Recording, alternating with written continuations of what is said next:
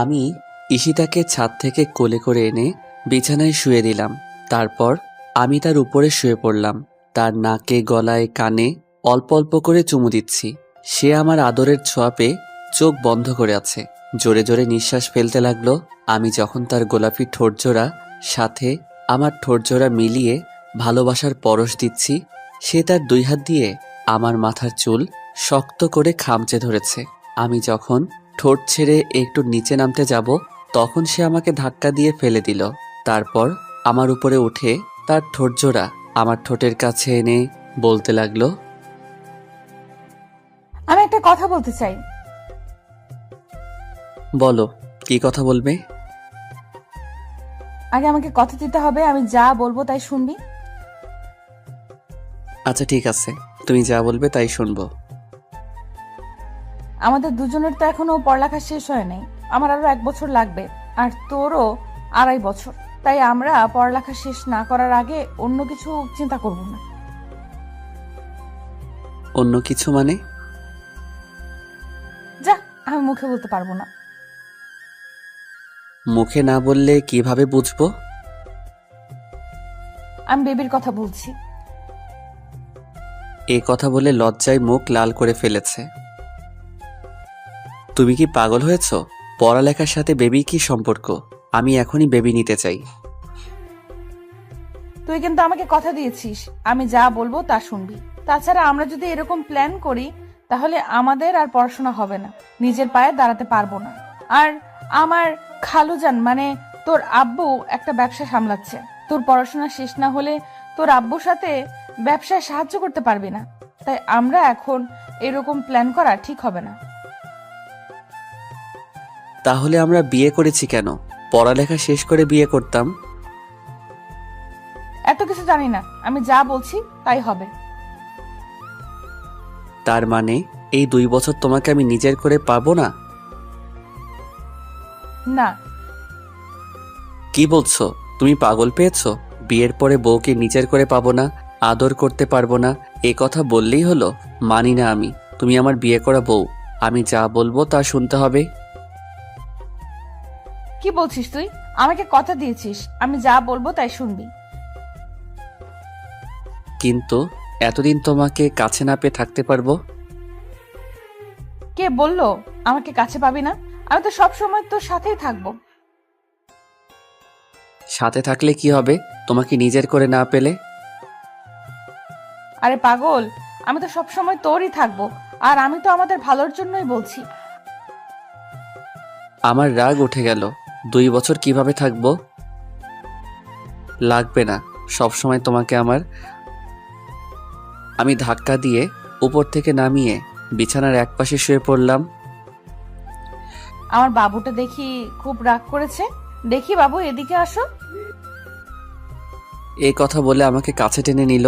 তারপর আমার 2 গালে কয়েকটা পাপ্পি দিয়ে আমাকে জড়িয়ে ধরলো। আমি তার জড়িয়ে ধরার কোনো রেসপন্স দিচ্ছি না। কি হলো, জড়িয়ে ধরো আমাকে। জড়িয়ে ধরে কি হবে? আমি বলছি জড়িয়ে ধর, না হলে কিন্তু আমি রুম থেকে চলে যাব।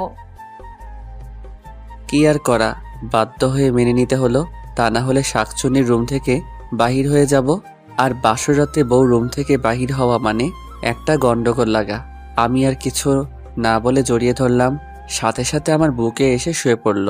আমি কপালে একটা চুমু দিয়ে তাকে শক্ত করে জড়িয়ে ধরলাম। সকালে কারোর চুলের পানি দিয়ে আমার ঘুম ভাঙলো। তাকিয়ে দেখি আমার শাকচুন্নি কিছুক্ষণ আগে মনে হয় শাওয়ার নিয়েছে। পরনে আকাশি কালার একটা শাড়ি, চুলগুলো থেকে টপ টপ করে পানি পড়ছে। সে পানি মনে হয় আমার মুখে দিয়েছিল।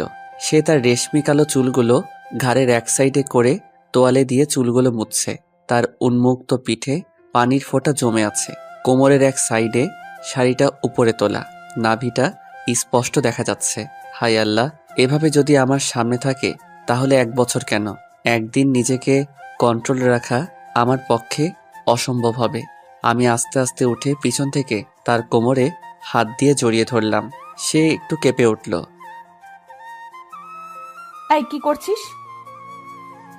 আমি আর কোনো কথা না বলে তাকে কোমর ধরে টেনে এনে খাটে আমার কোলে বসিয়ে দিলাম। সে ছাড় ছাড়ো বলে চিল্লাতে লাগলো। সে নিজেকে ছাড়িয়ে নেওয়ার চেষ্টা করছে না। দিব্যি আমার কোলে বসে আছে। আমি তার হাত থেকে তোয়ালেটা নিয়ে তার ভেজা চুলগুলো মুছতে লাগলাম। কি শুরু করে দিয়েছিস সকালবেলা? আমাকে নিচে যেতে হবে, সব মেহমানরা আছে, নাস্তা মাস্তা তৈরি করতে হবে না? চুপ, একদম চুপ। নতুন বউয়েরা প্রথম দিন কোনো কাজকর্ম করে না। কে বললো তোকে এ কথা? আর আমি নতুন বউ হয়েছি তো কি হয়েছে? এটা তো আমার খালামণির বাড়ি। চুপ করো, কোনো কাজকর্ম করতে হবে না, তুমি শুধু আমার কাজ করবা। আরে নতুন বউ সকালে নিচে না গেলে সবাই কি বলবে? কিচ্ছু বলবে না। আমি তার চুলগুলো মুছে তার গলায় কানে চুমু দিতে লাগলাম। সে শিহরিত হয়ে উঠল। কি করছিস? আমার কেমন জানি লাগছে। কেমন লাগছে বলো? না ছাড় বলছি আমাকে। জোরাজোরি শুরু করে দিল। ছাড়বো না, তার আগে পাপ্পি দাও। কেন? রাতে অনেকগুলো দিয়েছি, এখন আবার কেন? রাতে দিয়েছ তো কি হয়েছে? দিনে 20টা করে পাপ্পি দিতে হবে, তার একটা কম হলে আমারটা আমি আদায় করে নিব। যা, দিনে এতগুলো পাপ্পি দিতে পারবো না। দিতে পারবে না তো সমস্যা নাই, অন্য কারো কাছ থেকে নিয়ে নেব। কি? না কিছু না। অন্য কারো কাছ থেকে নিয়ে নিবে মানে? বললাম তো কিছু না। এই কথা যদি দ্বিতীয়বার কোনো সময় মুখে শুনি, তাহলে একটা বাড়ি দিয়ে মাথা ফাটিয়ে ফেলবো। হাই হাই, কি বলো? মাথা ফাটিয়ে ফেললে তো আমি মারা যাব, আর তুমি বিধবা হয়ে যাবে। বিধবা হলে হব, তারপরেও কোনো মেয়ের কথা যেন তোর মুখে না শুনি। আচ্ছা ঠিক আছে, শুনবা না, এখন পাপ্পি দাও। না, দিব না। আচ্ছা ঠিক আছে, না দিলে যাওগা, লাগবে না তোমার পাপ্পি। লুচ্চা ছেলে, চোখ বন্ধ কর। চোখ বন্ধ করব কেন? চোখ বন্ধ না করলে দেব না বলে দিলাম। আমি চোখ বন্ধ করলাম, সাথে সাথে আমার দুগালে কয়েকটা পাপ্পি দিয়ে দৌড়ে চলে গেল। আমি ওয়াশরুম থেকে ফ্রেশ হয়ে নিচে গেলাম। সাথে সাথে নানা ভাই আমাকে একটা সোফায় বসিয়ে দিল। তারপর নানান কথা জিজ্ঞাসা করতে শুরু করলো। আমি নানা ভাইয়ের কথা শুনে হাসতে হাসতে শেষ।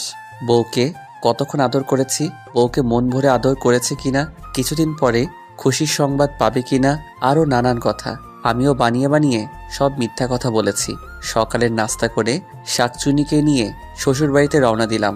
হায়রে আপ্যায়ন, এতদিন ছিল খালার বাড়ি, এখন হলো শ্বশুর বাড়ি। দুটা অ্যাডজাস্ট হয়ে গিয়েছে, মনে হয় খাওয়াতে খাওয়াতে মেরে ফেলবে। এত আপ্যায়ন আর সম্মান দেখে তো মনে মনে ভাবলাম আরো বছরখানেক আগে বিয়ে করলাম না কেন। এক রাত শ্বশুরবাড়িতে থেকে আবার আমার শাকচুন্নিকে নিয়ে নিজের বাড়িতে আসলাম। তারপর থেকে চলতে লাগলো আমাদের দিন। শাকচুন্নি এত কাজ করতে পারে আমি কল্পনাও করতে পারিনি। আম্মুর কোনো কাজ করতে হয় না, সব কাজ শাকচুন্নি করে। সাথে আমার কাপড় ধোয়া, কাপড় ইস্ত্রি দেওয়া, যাবতীয় যা কাজ আছে বাড়ির সবই করে। এক সপ্তাহ পরে ভার্সিটিতে যাওয়া শুরু করলাম। একই সাথে ভার্সিটিতে রিক্সা করে যাওয়া, আবার ভার্সিটি শেষ করে একই সাথে রিক্সা দিয়ে আসা। আমার ক্লাস অবশ্যই তার ক্লাসের 1 ঘন্টা আগে শেষ হয়ে যায়, তবে ক্লাস 1 ঘন্টা পরে শেষ হয়, আর 1 ঘন্টা আমি তার জন্য অপেক্ষা করতে হয়। অপেক্ষা না করে যদি চলে যায় তাহলে আমার সাথে রাগ করে 3 দিন কথা বলবে না। আগে তো কথা না শুনলে থাপ্পড় মারতো, কিন্তু বিয়ের পর থেকে আমাকে থাপ্পড় দেয় না। আমি কোনো কিছু বললে, আবার কোনো কিছু করলে রাগ করে অভিমান করে বসে থাকবে। রাতে সোফায় ঘুমাবে, আমাকে স্পর্শ করতেও দিবে না। তাই আমিও তার কথা মতো বাধ্য হয়ে চলি। প্রতিদিন রাতে আমাকে জড়িয়ে ধরে, আমার বুকে মাথা রেখে ছোট বাচ্চার মতো ঘুমাবে। আমিও তাকে ভালোবাসার স্পর্শে জড়িয়ে নেই। ভালোই চলতে লাগলো দিনকাল। আজকে 3 মাস হয়ে গেছে, এখনো তাকে নিজের করে পাইনি। রাতে 4 পাপ্পি, দিনে 4 পাপ্পি নিয়ে সন্তুষ্ট থাকতে হয়। আমি মাঝে মাঝে জোর খাটিয়ে তাকে একটু ভালোবাসা দেই। একদিন রাতে ল্যাপটপে এক বন্ধুর সাথে চ্যাট করতেছিলাম, হঠাৎ একটা ইমেইলে চোখে পড়লো। ইমেইলটা আসছে আজ থেকে 5 দিন আগে।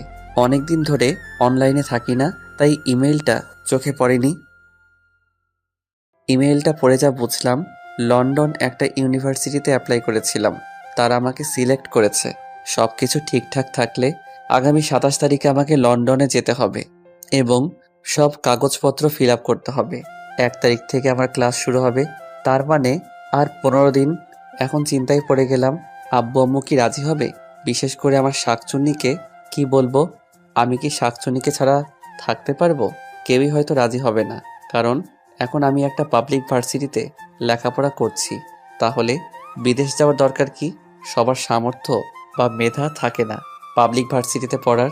আমার সাথে আমার 3 বন্ধু পরীক্ষা দিয়েছিল, কিন্তু ওরা চান্স পায়নি, আমি পেয়ে গেলাম। আবার মনে মনে ভাবলাম, আব্বু একা ব্যবসা সামলাচ্ছে, আর ঈশিতা যেহেতু আমাকে শর্ত দিয়েছে লেখাপড়া শেষ না করার আগে আমাদের ভবিষ্যতে ফিউচার নিয়ে ভাবা যাবে না, তাহলে দেশে থেকে কি করব? বন্ধু বান্ধবের আড্ডায় ওড্ডায় আরও লেখাপড়ার ক্ষতি হবে। ভাবলাম রাতে খাওয়ার সময় আব্বু আম্মুকে কথাটা বলবো। কিছুক্ষণ পরে নিচে খেতে গেলাম। আমার শাকচুন্নির সবাইকে খাবার বেড়ে দিচ্ছে, আমি অল্প খেয়ে উঠে পড়লাম। ইমেলটা আসার পরে থেকে ভালো লাগছে না। আব্বু আম্মু জিজ্ঞাসা করলো খাবার শেষ না করে উঠে পড়লাম কেন। আসলে আমার তো রকম খিদে নেই, তাই অল্প খাওয়ার পরে পেট ভরে গেছে। এই কথা বলে আমি রুমে চলে আসলাম। কিছুক্ষণ পরে আমার সিনিয়র শাকচুন্নি আসলো। কি হয়েছে, কোনো সমস্যা? খানা না খেয়ে রুমে চলে আসছো কেন? না এমনি, আব্বু আম্মুকে রুমে আছে। হ্যাঁ আছে, কেন? একটু কাজ আছে, আমি আব্বু আম্মুর সাথে একটু কথা বলে আসি। আমার শাকচুন্নি কৌতূহল হয় আমার পিছনে আসতে লাগলো। আম্মু বলতে লাগলো, কি হলো, কিছু বলবি? আসলে আম্মু, আব্বু একা ব্যবসা সামলাচ্ছে, একবার এখান থেকে ওখানে আবার ওখান থেকে এখানে এত দৌড়াদৌড়ি করছে। আমি তো আব্বুকে হেল্পও করতে পারছি না, তাই বাহিরে একটা ভার্সিটিতে অ্যাপ্লাই করেছিলাম। সব কিছু ঠিকঠাক থাকলে আগামী 27 তারিখে আমাকে যেতে বলল, আর 1 তারিখ থেকে ক্লাস। কি বলিস তুই? দেশের বাইরে গিয়ে লেখাপড়া করবি কেন? দেশের সবচেয়ে ভালো ভার্সিটিতে লেখাপড়া করছিস, এখানে লেখাপড়া শেষ করবি, দেশের বাইরে যাওয়ার কোনো দরকার নেই। আম্মু প্লিজ, আমার অনেক দিনের স্বপ্ন দেশের বাইরে কোনো একটা ইউনিভার্সিটিতে লেখাপড়া শেষ করব, তারপর আব্বুর সাথে ব্যবসায় জয়েন করব। তুই কেন বুঝিস না বাবা? তুই আমাদের একমাত্র ছেলে, তুই এত দূরে থাকবি, তাহলে আমরা কিভাবে থাকবো? আর বিশেষ করে ঈশিতা মেয়েটা এক মুহূর্তও তোকে ছাড়া থাকতে পারবে না। ঈশিতার কথা চিন্তা করো না, ওকে আমি বুঝিয়ে বলবো। এখন তোমরা বলো কি করতে। আচ্ছা ঠিক আছে, ঈশিতাকে যদি তুই বোঝাতে পারিস তাহলে যাবি, সমস্যা নেই। আমি আম্মুর রুম থেকে বাহির হতে যাব, দেখি শাকচুনি দরজায় দাঁড়িয়ে আছে। আমাকে দেখে মুখটা কালো করে রুমের দিকে যেতে লাগলো। আমি রুমে ঢুকে দেখি মুখ ফুলিয়ে খাটের এক সাইডে বসে আছে। আমি আস্তে আস্তে তার কাছে গেলাম এবং তার হাত দুটো ধরে বলতে লাগলাম, কি হয়েছে? এভাবে মুখ কালো করে চলে আসলে কেন? তুই লেখাপড়া শেষ করতে বাইরে যেতে হবে কেন? যে ভার্সিটিতে এখন পড়তেছিস সেখানে তো লেখাপড়া শেষ করা যায়। তাছাড়া আমি তো না দেখে থাকতে পারবো না। আরে তুমি তো বলেছ লেখাপড়া শেষ না করার আগে আমাদের ফিউচার নিয়ে না ভাবতে, আগে নিজের পায়ে দাঁড়াতে। তাছাড়া দেশে বন্ধু বান্ধবের আড্ডা উড্ডায় পড়ালেখায় ভালোভাবে মনও বসাতে পারি না। আর তোমাকে কে বলল তুমি আমাকে দেখতে পারবে না? আমি তো প্রতিদিন তোমার সাথে কথা বলবো, ভিডিও কলে তোমাকে দেখব। তারপরও আমি থাকতে পারবো না। দেখো তুমি সব বুঝো, যেহেতু আমরা এখন পড়ালেখা ছাড়া অন্য কোনো চিন্তা করছি না, তাহলে ভালোভাবে পড়ালেখাটাই শেষ করি। আর আমার অনেক দিনের স্বপ্ন বাহিরে কোনো ভার্সিটিতে পড়ালেখা শেষ করব। তুমি চাও না আমার স্বপ্ন পূরণ হোক? কিন্তু কিসের কিন্তু? ভয় করে। কিসের ভয়? তোকে নিয়ে ওই জায়গায় তো অনেক সুন্দর সুন্দর মেয়ে আছে, ওইখানে গিয়ে যদি আমাকে ভুলে যাস। পাগলি মেয়ে, তোমাকে আমি ভুলতে পারবো? তুমি যে আমার অন্তরের সাথে মিশে গেছো। নিজেকে নিজে ভুলতে পারি, কিন্তু তোমাকে ভুলতে পারবো না। বিশ্বাস রাখো শুধু আমার উপর, তোমার বিশ্বাসের আমি অমর্যাদা করব না। এখন অনেক রাত হয়েছে, চলো ঘুমাবে। আমার সিনিয়র বউ আর কোনো কথা না বলে চুপচাপ আমার বুকে মাথা দিয়ে আমাকে শক্ত করে জড়িয়ে ধরে ঘুমিয়ে পড়ল। দিন চলতে লাগলো আর আমারও যাওয়ার দিন ঘনিয়ে আসতে লাগলো। এর ভিতরে বউকে একদিনের জন্য নিজের করে আদর করতে পারিনি। আর মাত্র 2 দিন বাকি আছে, সব ঠিকঠাক হয়ে গিয়েছে। প্রতিদিনের মতো আজকে সকালে ঘুম থেকে উঠে নাস্তা করে বন্ধুর সাথে দেখা করতে গেলাম। রিয়া, শামীম, মিশাল, ফারিয়া এরা সবাই পার্কে বসে আছে। আমি একটা রিক্সা নিয়ে পার্কে গেলাম। পার্কের ভেতরে ঢুকতে যাব, দেখি একটা গাছের নিচে একটা ছেলে এবং একটা মেয়ে বসে আছে। আর মেয়েটা ছেলেটার কোলে বসে আছে। ছেলেটার মুখের দিকে মুখ দিয়ে আর ছেলেটা একটু পরপর মেয়েটাকে ঠোঁটে চুমু দিচ্ছে, আরো অশ্লীল কিছু কাজকর্ম করছে। এমন দৃশ্য দেখে আমার শরীর কেমন জানি একটা শিহরিত হয়ে উঠল। আমি রিয়া, স্বামী, বিশাল, ফারিয়া সবার সাথে পার্কে দেখা করলাম। ঘন্টাখানেক আড্ডা দিয়ে বাসার দিকে রওনা দিলাম। ওই ছেলেমেয়ের দৃশ্য এখনো চোখে ভাসছে। রুমের ভিতর প্রবেশ করে দেখি আমার সিনিয়র বউ বিছানা গোছাচ্ছে। আমি গিয়ে তাকে পেছন থেকে জড়িয়ে ধরলাম। সে একটু ভয় পেয়ে গেল। এই কি করছো? ছাড়ো বলছি, আমি কাজ করছি, দেখতে পাচ্ছ না? কোনো কাজ করতে হবে না, আর আজ তোমাকে ছাড়ার জন্য ধরিনি। এ কথা বলে তাকেও দেওয়ালের সাথে চেপে ধরলাম। সে যাওয়ার জন্য ছুটোছুটি শুরু করলো। আমি দুহাত দু সাইডে দিয়ে তাকে আটকে ধরলাম। তারপরও যাওয়ার জন্য জোর জবরদস্তি শুরু করলো। দিলাম এক ধমক। কি হয়েছে তোমার? এরকম ছোটাছুটি করছো কেন? আমার ধমক শুনে একটু চুপ মেরে গেল। আমি আস্তে আস্তে তার ঠোঁটের দিকে আমার ঠোঁট নিতে লাগলাম। সে চোখ বন্ধ করে ফেলেছে। তার নিঃশ্বাস আর আমার নিঃশ্বাস খুব কাছাকাছি। তার ঠোঁট জোড়াগুলো আরেকটা সুখের ছোঁয়া পেতে কাঁপতে লাগলো। সে চোখ বন্ধ করে তার গোলাপি ঠোঁট জোড়া ফেভিকলের আঠার মতো একসাথে লাগিয়ে আছে। অল্প অল্প কাঁপছে। আমি আস্তে আস্তে তার ঠোঁটের কাছে আমার ঠোঁট জোড়া নিয়ে আবার ফিরিয়ে আনলাম। আমার ঠোঁটের স্পর্শ বিলম্ব হতে দেখে তার চোখ আর ঠোঁট জোড়া খুলে আমার দিকে তাকালো। আমি সাথে সাথে তার খোলা ঠোঁটে আমার ঠোঁট ডুবিয়ে দিলাম। সে তার হাত দিয়ে আমার চুল খামচে ধরেছে। আমি তাকে পাগলের মতো কিস এবং আদর করতে লাগলাম। আদর করার এক পর্যায়ে তার বুক থেকে আঁচলটা আমি ফেলে দিলাম। সে সাথে সাথে বলতে লাগলো, কি করছিস? আজ তোমাকে আমি আমার নিজের করে পেতে চাই। তুই কি পাগল হয়েছিস? তুই আমাকে কথা দিয়েছিস কিন্তু। হ্যাঁ, কথা দিয়েছি, কিন্তু আমি আজকে রাখতে পারবো না। আমার আর যাওয়ার 2 দিন বাকি আছে। এই 2 দিন আমি তোমাকে আমার করে পেতে চাই। এ কথা বলে তাকে আমি জোর করে আদর করতে লাগলাম। সে আমাকে জোরে একটা ধাক্কা মারলো। আমি তার ধাক্কা সামলাতে না পেরে ওয়ার্ড্রোবের সাথে বাড়ি খেলাম। সাথে সাথে কপালে ব্যথা অনুভব করলাম। কপালে হাত দিয়ে দেখি রক্ত অল্প একটু কেটে গেছে। আমার সিনিয়র বউ আমার কপালে রক্ত দেখে দৌড়ে আমার কাছে আসলো এবং আমার মাথা ধরে বলতে লাগলো, হায় আল্লাহ, এ আমি কি করলাম? সরি সরি, আমি ইচ্ছে করে তোমাকে ধাক্কা মারিনি, প্লিজ, আমার ভুল হয়ে গেছে। সে দৌড়ে ডেটল এবং ব্যান্ডেজ নিয়ে আসলো। আমার মাথা ব্যান্ডেজ দিয়ে বাঁধতে যাবে, আমি এক ঝটকা দিয়ে তার হাত সরিয়ে ফেললাম এবং মাথায় হাত দিয়ে রাগ করে রুম থেকে বের হয়ে গেলাম। সে পিছন থেকে কান্না করতে লাগলো আর বলতে লাগলো, কোথায় যাচ্ছিস? আমার ভুল হয়ে গেছে। আমি তার কোনো কথা শুনলাম না। বাইরে বের হয়ে একটা ফার্মেসিতে গিয়ে মাথাটা ব্যান্ডেজ করে নিলাম। তারপর দুজন বন্ধুকে ফোন করে এনে দোকানে বসে আড্ডা শুরু করলাম। দুপুরে লাঞ্চ টাইম পেরিয়ে গেছে, আমি এখন অবধি বাসায় যাই নাই। বন্ধুরা কিছুক্ষণ আড্ডা দিয়ে চলে গেল। আমি দোকানে বসে আছি। বিকাল 4টা বাজে। হঠাৎ করে মোবাইলটা পকেট থেকে বের করলাম। সাথে সাথে স্ক্রিনের দিকে তাকিয়ে দেখি, হায় হায় সর্বনাশ, 102টা ফোন, 5টা আম্মুর আর বাকিগুলো ঈশিতার। 2 মিনিট পরে আবার ফোনটা বাজতে লাগলো। আম্মু ফোন দিয়েছে। আমি ফোনটা রিসিভ করলাম। হ্যালো। কোথায় তুই? তাড়াতাড়ি বাসায় আয়। কেন, কি হয়েছে? তুই সারাদিন বাসার বাইরে, আর ওইদিকে এসে কখন থেকে রুমের দরজা বন্ধ করে কান্না করছে। আমি অনেকবার গিয়ে ডেকেছি খাবারের জন্য, কিন্তু দরজাও খুললো না। তুই তাড়াতাড়ি বাসায় আয়। আমি ফোনটা কেটে দিয়ে বাসার দিকে যেতে লাগলাম। বাসায় আমার রুমে গিয়ে স্পষ্ট শুনতে পাচ্ছি কান্নার আওয়াজ। আমি দরজা একটা ধাক্কা দিয়ে ডাক দিলাম, কিন্তু কান্না করে যাচ্ছে। দরজা খোলার নাম কোনো খবর নাই। আমি আরও কই একটা ধাক্কা দিলাম এবং ডাক দিলাম, কিন্তু দরজা খুলছে না। এবার আমি একটু রেগে বললাম, ঠিক আছে, যত পারো কান্না করতে থাকো, দরজা খোলার দরকার নাই।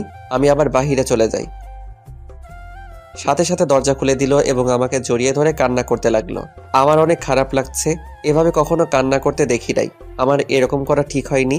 আমি তাকে জড়িয়ে ধরে বললাম, আরে কি হয়েছে, এভাবে কান্না করছো কেন? আসলে আমি সরি, ওই সময় আমার মাথা ঠিক ছিল না। এই যে তোমাকে ছুঁয়ে বলছি, তোমার অনুমতি ছাড়া তোমাকে আমি টাচ করব না। একটু কান্নাটা স্টপ করো। সে এক নাগাড়ে কেঁদেই যাচ্ছে আর ভাঙা ভাঙা গলায় বলতে লাগলো, আমি সরি, আমি ইচ্ছে করে এমনটা করিনি, আমি বুঝতে পারিনি এভাবে লেগে যাবে। প্লিজ আমাকে ক্ষমা করে দে। আরে কি বলছো তুমি? আমার তেমন কিছু হয়নি। আর তুমি কান্না করতে করতে চোখগুলো লাল করে ফেলেছো। এই সামান্য বিষয় নিয়ে এভাবে কান্না করতে হয়? তুই আমার ফোন ধরিসনি কেন? আমার ফোন ভাইব্রেশন লাগানো ছিল, তাই ধরতে পারিনি। তুমি খেয়েছো? তোকে ছাড়া খেয়েছি কখনো?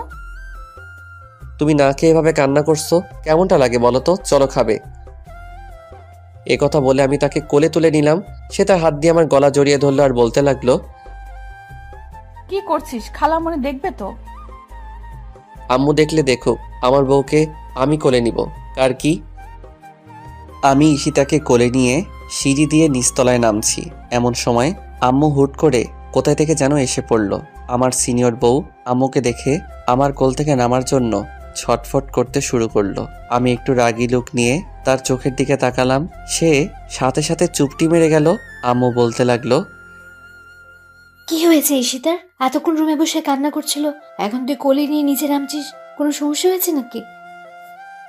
আমার সিনিয়র বউ আম্মুর কথা শুনে লজ্জায় মুখ লাল করে আমার বুকের দিকে মুখ ঘুরালো। আমি থমথমে গলায় বললাম, আসলে ঈশিতার অনেকক্ষণ ধরে নাকি কি জন্য পায়ে ব্যথা করছিল, তাইলে নিচে নেমে খাবার খেতে পারেনি। আমার কথা শুনে আম্মু বলতে লাগলো, বোকামি, এমন বোকামি তো দেখি নাই। পায়ে ব্যথা করলে আমাকে বলবি না? না খেয়ে দরজা বন্ধ করে কান্না করলে পায়ের ব্যথা যাবে? যা, ওকে নিয়ে উপরে যা, তারপর পায়ে ব্যথার মলম লাগিয়ে দে। আমি তোদের দুজনের জন্য খাবার নিয়ে আসছি। আমি আমার সিনিয়র বউকে কোলে করে রুমে নিয়ে আসলাম। সে সাথে সাথে আমার কোল থেকে নেমে পড়ল। তারপর বলতে লাগলো, আমি বলছি না খালামণি দেখে ফেলবে? আরে আম্মু দেখেছে তো কি হয়েছে? যা, খালামণির সামনে বুঝি আমার লজ্জা করে না? খালামণি এখন কি ভাববে? আরে আমার লজ্জাপতি সিনিয়র বউ, আম্মু কিছু ভাববে না। ছেলে তার ছেলের বউকে করে নিয়েছে, তাতে কি ভাবার আছে? একটা বাড়ি দিয়ে মাথা ফাটিয়ে ফেলবো। ও মা, আমি আবার কি করলাম? মাথা ফাটাবে কেন? সিনিয়র বউ বলিস কেন? তুই বউ বলতে পারিস না? আচ্ছা ঠিক আছে, সিনিয়র বউ বলবো না, সিনিয়র শাকচুনি বলবো। কি বললি? না কিছু না। কিছু না মানে? তুই সিনিয়র শাকচুন্নি বললি কেন? সরি, মুখ ফসকে বের হয়ে গিয়েছে। মুখ ফসকে বের হয়নি, তুই ইচ্ছাকৃতভাবে বলেছিস। আজকে খাইছি তোরে আমি। আরে কি করছো? ছাড়ো আমাকে। তোমার না পায়ে ব্যথা? কিসের ব্যথা? ও মা, আম্মুকে না বললাম তোমার পায়ে ব্যথা? এখন আম্মু যদি এসে দেখে তুমি ব্যথা নিয়ে তার ছেলের গলা চেপে ধরে আছো, তাহলে আম্মুও বুঝে ফেলবে যে তোমার পায়ে খুব ব্যথা নেই। তোমাকে আমি এমনি এমনি কোলে নিয়েছিলাম। ও হ্যাঁ, তাই তো। এখন চুপচাপ সোফায় বসে পড়ো, আমি তোমার পায়ে মলম লাগিয়ে দেই। মলম লাগাবি কেন? আমার পায়ে তো ব্যথা নাই। আরে আম্মু না বললো তোমার পায়ে মলম লাগিয়ে দেওয়ার জন্য? আচ্ছা ঠিক আছে। আমি আমার সিনিয়র বইয়ের পায়ে মলম লাগিয়ে দিচ্ছি। এমন সময় আম্মু খাবার নিয়ে রুমে আসলো। দুজনে হাত মুখ ধুয়ে এসে খাবার খেতে বসলাম। কিন্তু আমার শাকচুনি নাকি খেতে পারবে না। আমি তো জানি শাকচুনি কি জন্য বললো খেতে পারবে না। আমি নিজের হাতে শাকচুন্নিকে খাইয়ে দিলাম। শাকচুন্নির ছোট বাচ্চার মতো ভাত চিবানো দেখলে আর যে কি ভালো লাগে তা বলে বোঝাতে পারবো না। খাওয়া দাওয়া শেষ করে ছাদে দুজনে কিছুক্ষণ আড্ডা দিলাম। আমার যাওয়ার আর 2 দিন বাকি আছে, কিছু শপিং করতে হবে। তাই বিকেলে বাসা থেকে বের হলাম শপিং করার জন্য। কিন্তু শাকচুনি আমার সাথে শপিংয়ে যাবে না। শপিং করতে নাকি ওর ভালো লাগে না। শপিং করে রাতে বাড়ি ফিরলাম। রাতের খাবার খেয়ে খুব ক্লান্ত লাগছে। রুমে গিয়ে বিছানায় গাটা এলিয়ে দিলাম। কিছুক্ষণ পরে আমার শাকচুন্নি রুমে আসলো। এসে দেখে আমি বিছানায় শুয়ে আছি, তাই জিজ্ঞেস করলো, তোমার কি শরীর খারাপ? আমি মাথা ঝাঁকিয়ে দিয়ে না বললাম। আমার মাথা ঝাঁকি দেখে রেগে বলল, মুখে কি কোনো কিছু ঢুকছে নাকি ইঁদুর বিড়াল টিড়াল? মুখে কথা বোঝা যায় না। আমি তার কথার কোনো উত্তরই দিলাম না। বালিশের নিচ থেকে মোবাইলটা বের করে টিপতে লাগলাম। সে রাগ করে আমার পাশেই শুয়ে পড়ল। আমি মোবাইল টিপছি আর চোখে তার দিকে তাকাচ্ছি। সে এপাশ ওপাশ করছে, কি যেন বলবে মনে হয়, কিন্তু আমার অবস্থা দেখে রাগে কিছু বলতে পারছে না। আমি দিব্যি মোবাইল টিপেই যাচ্ছি। সে অনেকক্ষণ নড়াচড়া করে। আমার কাছে ঘেঁষতে লাগলো। তারপর আমি এক নাগাড়ে মোবাইল টিপেই যাচ্ছি। সে এবার আর চুপ থাকতে পারিনি, বলতে শুরু করলো, কি আছে মোবাইলে? এইভাবে মোবাইল টিপছো? ওখানে গিয়ে যদি এইভাবে মোবাইল টিপো তাহলে লেখাপড়া তো কারে উঠবে? আমি তার কোনো কথা জবাব দিচ্ছি না। সে এবার আমার বুকে চলে আসলো এবং আমার হাত থেকে মোবাইলটা ছো মেরে নিয়ে নিল। কি করছো? আমার উপরে আসলা কেন? উপরে আসলাম মানে? দুপুরে আমি তোমাকে কথা দিয়েছি, তোমার অনুমতি ছাড়া তোমাকে টাচ করব না। তুমি আমাকে কথা দিয়েছো টাচ করবা না, কিন্তু আমি তো কথা দেইনি আমি আমার স্বামীর উপর আসবো না। তাতে তোমার কি? হ্যাঁ, মানে তুমি আমার উপরে আসবা আর আমার কিছু না? না তোমার কিছু না। দুপুরের জন্য এখনো আমার উপর রাগ করে আছো? আচ্ছা ঠিক আছে, দুপুরের জন্য আমি সরি। আমি ইচ্ছে করে এমনটা করিনি, খুব লেগেছিল না? আমি কোনো কথা বললাম না। কি হলো, কথা বলবা না? আচ্ছা ঠিক আছে, আমি আদর করে দিচ্ছি। এ কথা বললে আমার কপালে কয়েকটা চুমু দিল, তারপর বলল, এখন ঠিক আছে তো? এখন তো রাগ কমেছে নিশ্চয়ই? না, এখনো রাগ কমেনি। কি হলো বলো, এখনো রাগ কমেনি? তাহলে কি করলে রাগ কমবে তোমার? এক কাজ করো, আমাকে শক্ত করে জড়িয়ে ধরো, তাহলেই তোমার রাগ কমে যাবে। কি লজিক, শক্ত করে জড়িয়ে ধরলে রাগ কমে যাবে? কি হলো, ধরো না কেন? না, ধরবো না। না ধরলে দুপুরে যে জায়গায় ব্যথা পেয়েছো সেই জায়গায় দিব একটা। কি দিবা? বাঁশ দেয়া বাড়ি। কি? না কিছু না। কিছু মানে? তুমি যে বললা বাঁশ দিয়ে বাড়ি দিবা। না বাবু, আমি বাঁশ দিয়া বাড়ির কথা বলি নাই, আমি চুমুর কথা বলছি। এই যে আরেকটা চুমু দিচ্ছি, এবার তো জড়িয়ে ধরো প্লিজ। আমি কিছু না বলে পাগড়িটাকে জড়িয়ে ধরলাম। সে আমার বুকে মাথা দিয়ে শুয়ে পড়ল। হঠাৎ করে লক্ষ্য করলাম সে ঘুমাচ্ছে না, নড়াচড়া করছে আর বারবার আমার বুক থেকে মাথা তুলে আমাকে দেখছে। আগে তো এরকম করেনি। আমার বুকে শোয়ার সাথে সাথে ঘুমিয়ে পড়ে। হঠাৎ করে আমাকে বলতে লাগলো, এই কি? এই কি? একটা কথা বলবো? হ্যাঁ বলো। আমি না হ্যাঁ বলো। আমি না কি? তুমি না? আমি না আরে কি আমি না আমি শুরু করছো? আমি মুখে বলতে পারবো না, কানে কানে বলবো। আচ্ছা ঠিক আছে বলো। আমার সিনিয়র বউ কানে কানে যে কথা বলল তা শুনে আমার চোখ চরকগাছ হয়ে গিয়েছে। সে নাকি আমার আদর পেতে চায়, আমার ভালোবাসা পেতে চায়, আমার স্পর্শ চায়। কিন্তু মাগার বেবি টেবির প্ল্যান করা যাবে না। সমস্যা নাই, আমি তো এর সুযোগের অপেক্ষায় ছিলাম। সে আমার কানে কানে এ কথা বলে। লজ্জায় আমার বুকে মুখ লুকালো। আমি তার মাথাটা আমার বুক থেকে তুললাম, তারপর তার দিকে তাকালাম। সে চোখ বন্ধ করে আছে আর আমি এই সুযোগে আমার ঠোঁট তার ঠোঁটের কাছে কাছে নিতে লাগলাম। তার শ্বাস প্রশ্বাস আমার মুখের উপরে পড়ছে, তার বুক দ্রুত ওঠানামা করছে। আমি বুঝতে পারছি একসময় তার ঠোঁটের সাথে আমার ঠোঁট এক হয়ে যায়। সে নিজেকে সামলাতে পারছে না। আমার প্রতিটি ছোঁয়ায় সে কেঁপে উঠছে। একসময় দুজন দুজনের মাঝে হারিয়ে যেতে লাগলাম। 2টা দিন খুব ভালোভাবে কেটেছে। এই 2টা দিন হিসাব করলে জীবনের সবচেয়ে আনন্দময় দিন ধরা যেতে পারে। আজকের বিকাল 5টা বাজে আমার ফ্লাইট। যাওয়ার সময় বন্ধু বান্ধব, আত্মীয় স্বজন সবার কাছ থেকে বিদায় নিয়ে গাড়িতে উঠলাম। আমার খুব খারাপ লাগছে, বন্ধু বান্ধব সবাইকে ছেড়ে এত দূরে চলে যাচ্ছি। ভাবতেই কেমন যেন একটা কষ্ট লাগছে। বন্ধু বান্ধবের সাথে কত আড্ডা উড্ডা দিলাম, হাসি রং তামাশায় খেলাধুলায় জীবনটাকে মাতিয়ে তুলেছিলাম। আর হয়তো সেই সোনালী দিনগুলো জীবনে ফিরে আসবে না। শত ইচ্ছে করলেও সব বন্ধু বান্ধব এক হয়ে আর আড্ডা দিতে পারবো না, কারণ ততদিনে হয়তো সবাই যার যার কর্মজীবন নিয়ে ব্যস্ত হয়ে পড়বে। গাড়িতে বসে আছি, গাড়ির ভিতরে কারো মুখের দিকে তাকাতে পারছি না।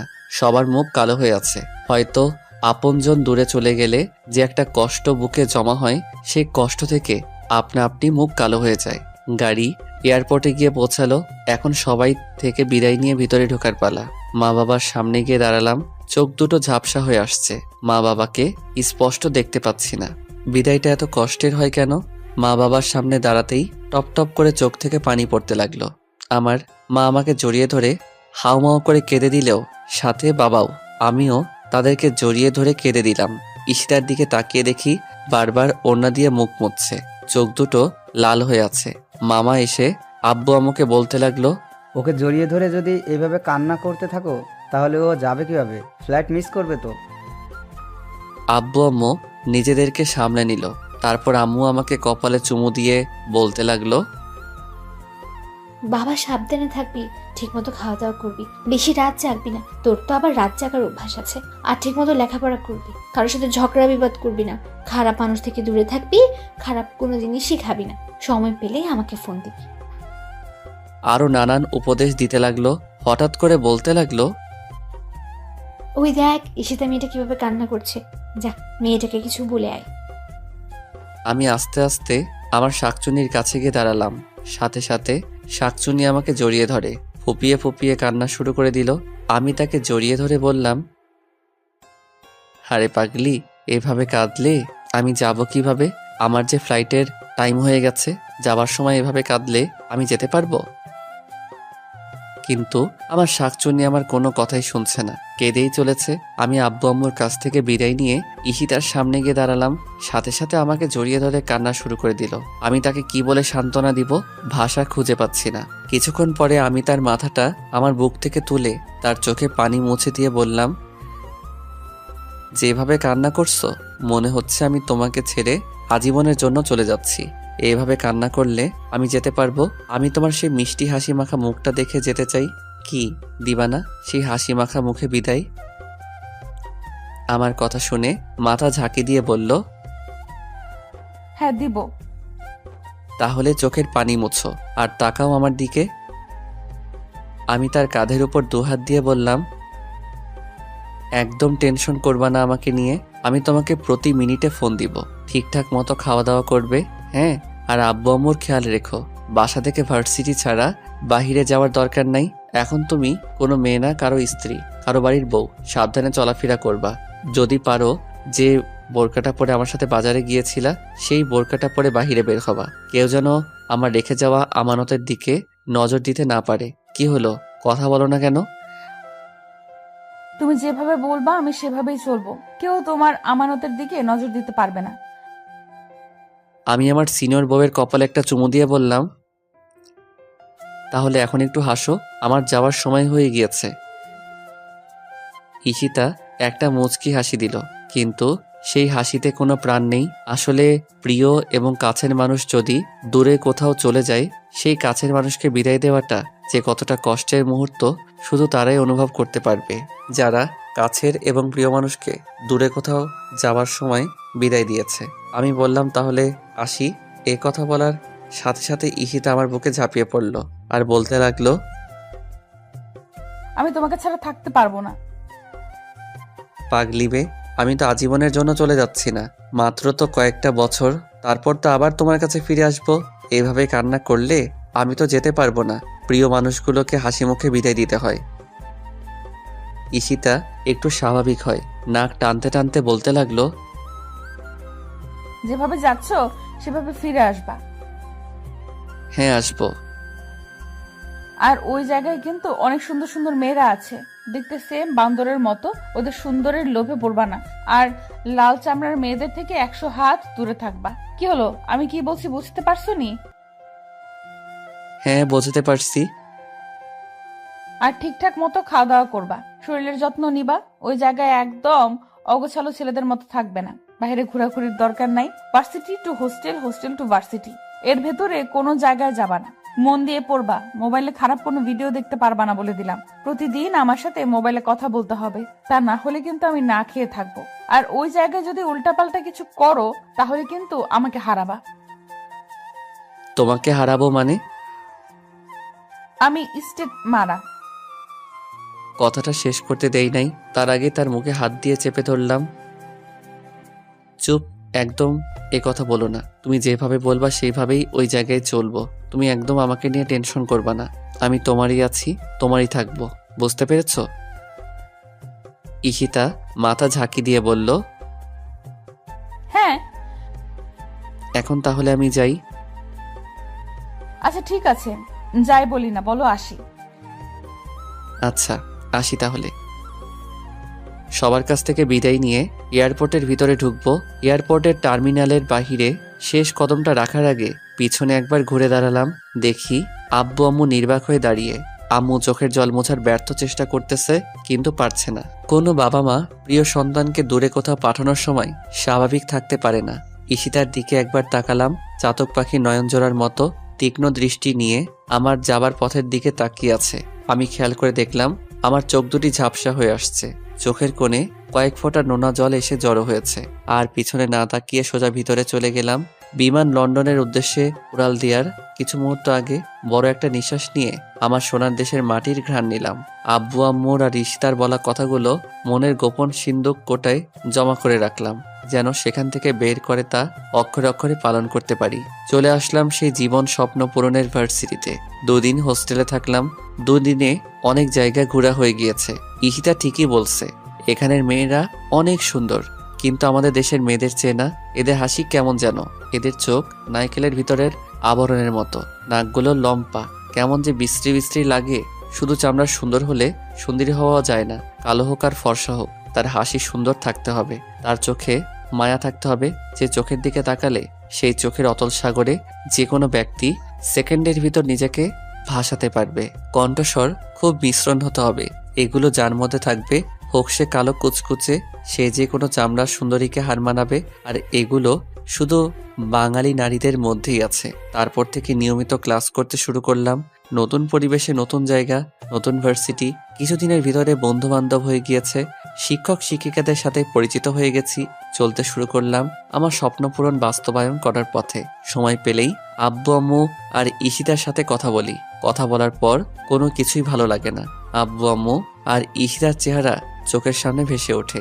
খুব মিস করি বন্ধুদের আড্ডার মজা। জানি যতদিন থাকবো এই দূর দেশে, তো দিন থাকবে প্রিয় মানুষদের সাথে কাটানোর সময়গুলো আমার স্মৃতির ফ্রেমে। দিন চলতে লাগলো, এক এক করে 4টা বছর চলে গেল। বিবিএ ফাইনাল এক্সাম দিয়েছি। 15 দিন পরে রেজাল্ট জানাবে। উপস্থিত হলাম রেজাল্টের দিন ভার্সিটিতে। বছরের 10 জন সেরা ছাত্র, এর ভিতর আমি 3 নাম্বার হয়েছি। বিদায় অনুষ্ঠানে ওই দেশের পররাষ্ট্রমন্ত্রী আমাকে বছরের সেরা ছাত্র পুরস্কার তুলে দিলেন এবং আমার হাতে সরকারি সিলমোহর দিয়ে বিবিএ ডিগ্রিধারী সার্টিফিকেট তুলে দিলেন। আজ আমি অনেক খুশি, আমার স্বপ্ন পূরণ করতে পেরেছি। ইচ্ছে করলে এখন এই মুহূর্তে দেশে যেতে পারি, কিন্তু না, আরও কয়েকটা দিন সুন্দর এই শহর লন্ডনকে দেখব। একটা দিন ঘুরে ঘুরে বিভিন্ন সুন্দর সুন্দর জায়গায় দেখেছি, কিন্তু না, কিছুতেই ভালো লাগছে না। মনটা শুধু ছটফট করছে আব্বু আম্মু আর ঈশিতাকে দেখার জন্য। রাতের টিকিট কেটে আব্বু আম্মুকে ফোন দিয়ে বললাম 15 দিন পরে দেশে আসছি। এ কথা শুনে আব্বু আম্মু যে কতটা খুশি হয়েছে তা আমি মন দিয়ে অনুভব করতে পারছি। ঈশিতাকে ফোন দিয়ে জানালাম। ঈশিতা এত বিশ্বাসই করতে পারছে না আমি আগামীকালের জন্য টিকিট কেটেছি। কেউ জানে না, সবাইকে সারপ্রাইজ দেব। আর হ্যাঁ, এই 4 বছরে অনেকটা পরিবর্তন হয়েছে। ঈশিতা অনার্স মাস্টার্স কমপ্লিট করে মামার অফিসে চাকরি করছে। আমি অনেকবার বলেছি চাকরি করার দরকার নাই, কিন্তু ঈশিতা বলে, তাহলে লেখাপড়া করেছি কেন? তুমি ইচ্ছে করে চাকরি ছেড়ে দিবে। বন্ধু বান্ধব অনেকেই চাকরি করছে। এর পরের দিন ভোর 6টায় বাংলাদেশের উদ্দেশ্যে রওনা দিলাম। বাড়ির গেটের কাছে এসে দেখি বর দুপুরবেলা দারোয়ান চাচা ঘুমাচ্ছে। চাচাকে ডাক দিলাম। চাচা ঘুম থেকে উঠে বলল, কে তুমি? চাচা আমাকে চিনতে পারছো না? আমি ফারাবি।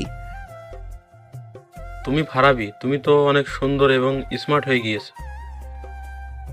আমি চাচার কথা শুনে হাসতে লাগলাম। গেট দিয়ে আস্তে আস্তে ভিতরে ঢুকছি। দেখি আম্মু মোটরের পাইপ দিয়ে ফুল গাছে পানি দিচ্ছে। পিছন থেকে মার চোখে হাত জোড়া রাখলাম। সাথে সাথে আম্মু তার হাত দিয়ে আমার হাত জোড়া চেপে ধরল আর বলতে লাগলো, কে আমার এভাবে চোখ ধরেছে? আমার ফারাবি ছাড়া তো কেউ আমাকে এভাবে চোখ ধরে না। কে তুমি? আমি মার চোখ জোড়া ছেড়ে মাকে কোলে তুলে নিলাম। আম্মু সাথে সাথে ঘুরে আমাকে দেখে কান্না শুরু করে দিল। ফারাবি তুই? আমি তো বিশ্বাস করতে পারছি না। হ্যাঁ আম্মু, আমি তোমার ফারাবি। সাথে সাথে আম্মু আমাকে জড়িয়ে ধরে কান্না শুরু করে দিল আর বলতে লাগলো, কেন যেন আমার মন বলছিল তুই আসবি। তুই না বলেছিলি আরো 15 দিন পরে আসবি? তোমাদের সারপ্রাইজ দেওয়ার জন্য ওই দিন মিথ্যা কথা বলেছিলাম। এখন এভাবে কান্না করো না। আমি তো আর তোমাদেরকে ছেড়ে কখনো যাব না। আব্বু কোথায়? তোর আব্বু অফিসে। তোর আব্বুকে এখনই ফোন দিয়ে জানাচ্ছি। চল বাসায়, ভেতরে চল। বাসার ভিতরে গেলাম, ব্যাগ ট্যাগ রেখে সোফায় বসলাম। আম্মু আব্বুকে ফোন দিয়ে জানিয়ে দিয়েছি। আম্মু তাড়াতাড়ি শরবত এনে দিল। 4 বছর পর মায়ের হাতে কোনো খাবার খাচ্ছি। শরবতটা শেষ করে এদিক ওদিক তাকিয়ে একজোড়া চোখকে খুঁজছি। আম্মু আমি কাকে খুঁজছি তা মানের বুঝে ফেলেছে। ঈশিতাকে খুঁজছিস? ঈশিতা সকালে ওদের বাড়িতে গিয়েছে, বললো আজকে অফিস নেই, বিকেলে চলে আসবে। তুই যেয়ে তোর রুমে রেস্ট কর, আমি ঈশিতাকে ফোন দিয়ে বলছি। না আম্মু, তুমি আগে ফোন দিবা না? আমি ওদের বাসায় গিয়ে ওকে সারপ্রাইজ দেব। আচ্ছা ঠিক আছে, তুই এখন গিয়ে একটু রেস্ট কর, তারপর ওদের বাড়িতে যাবি।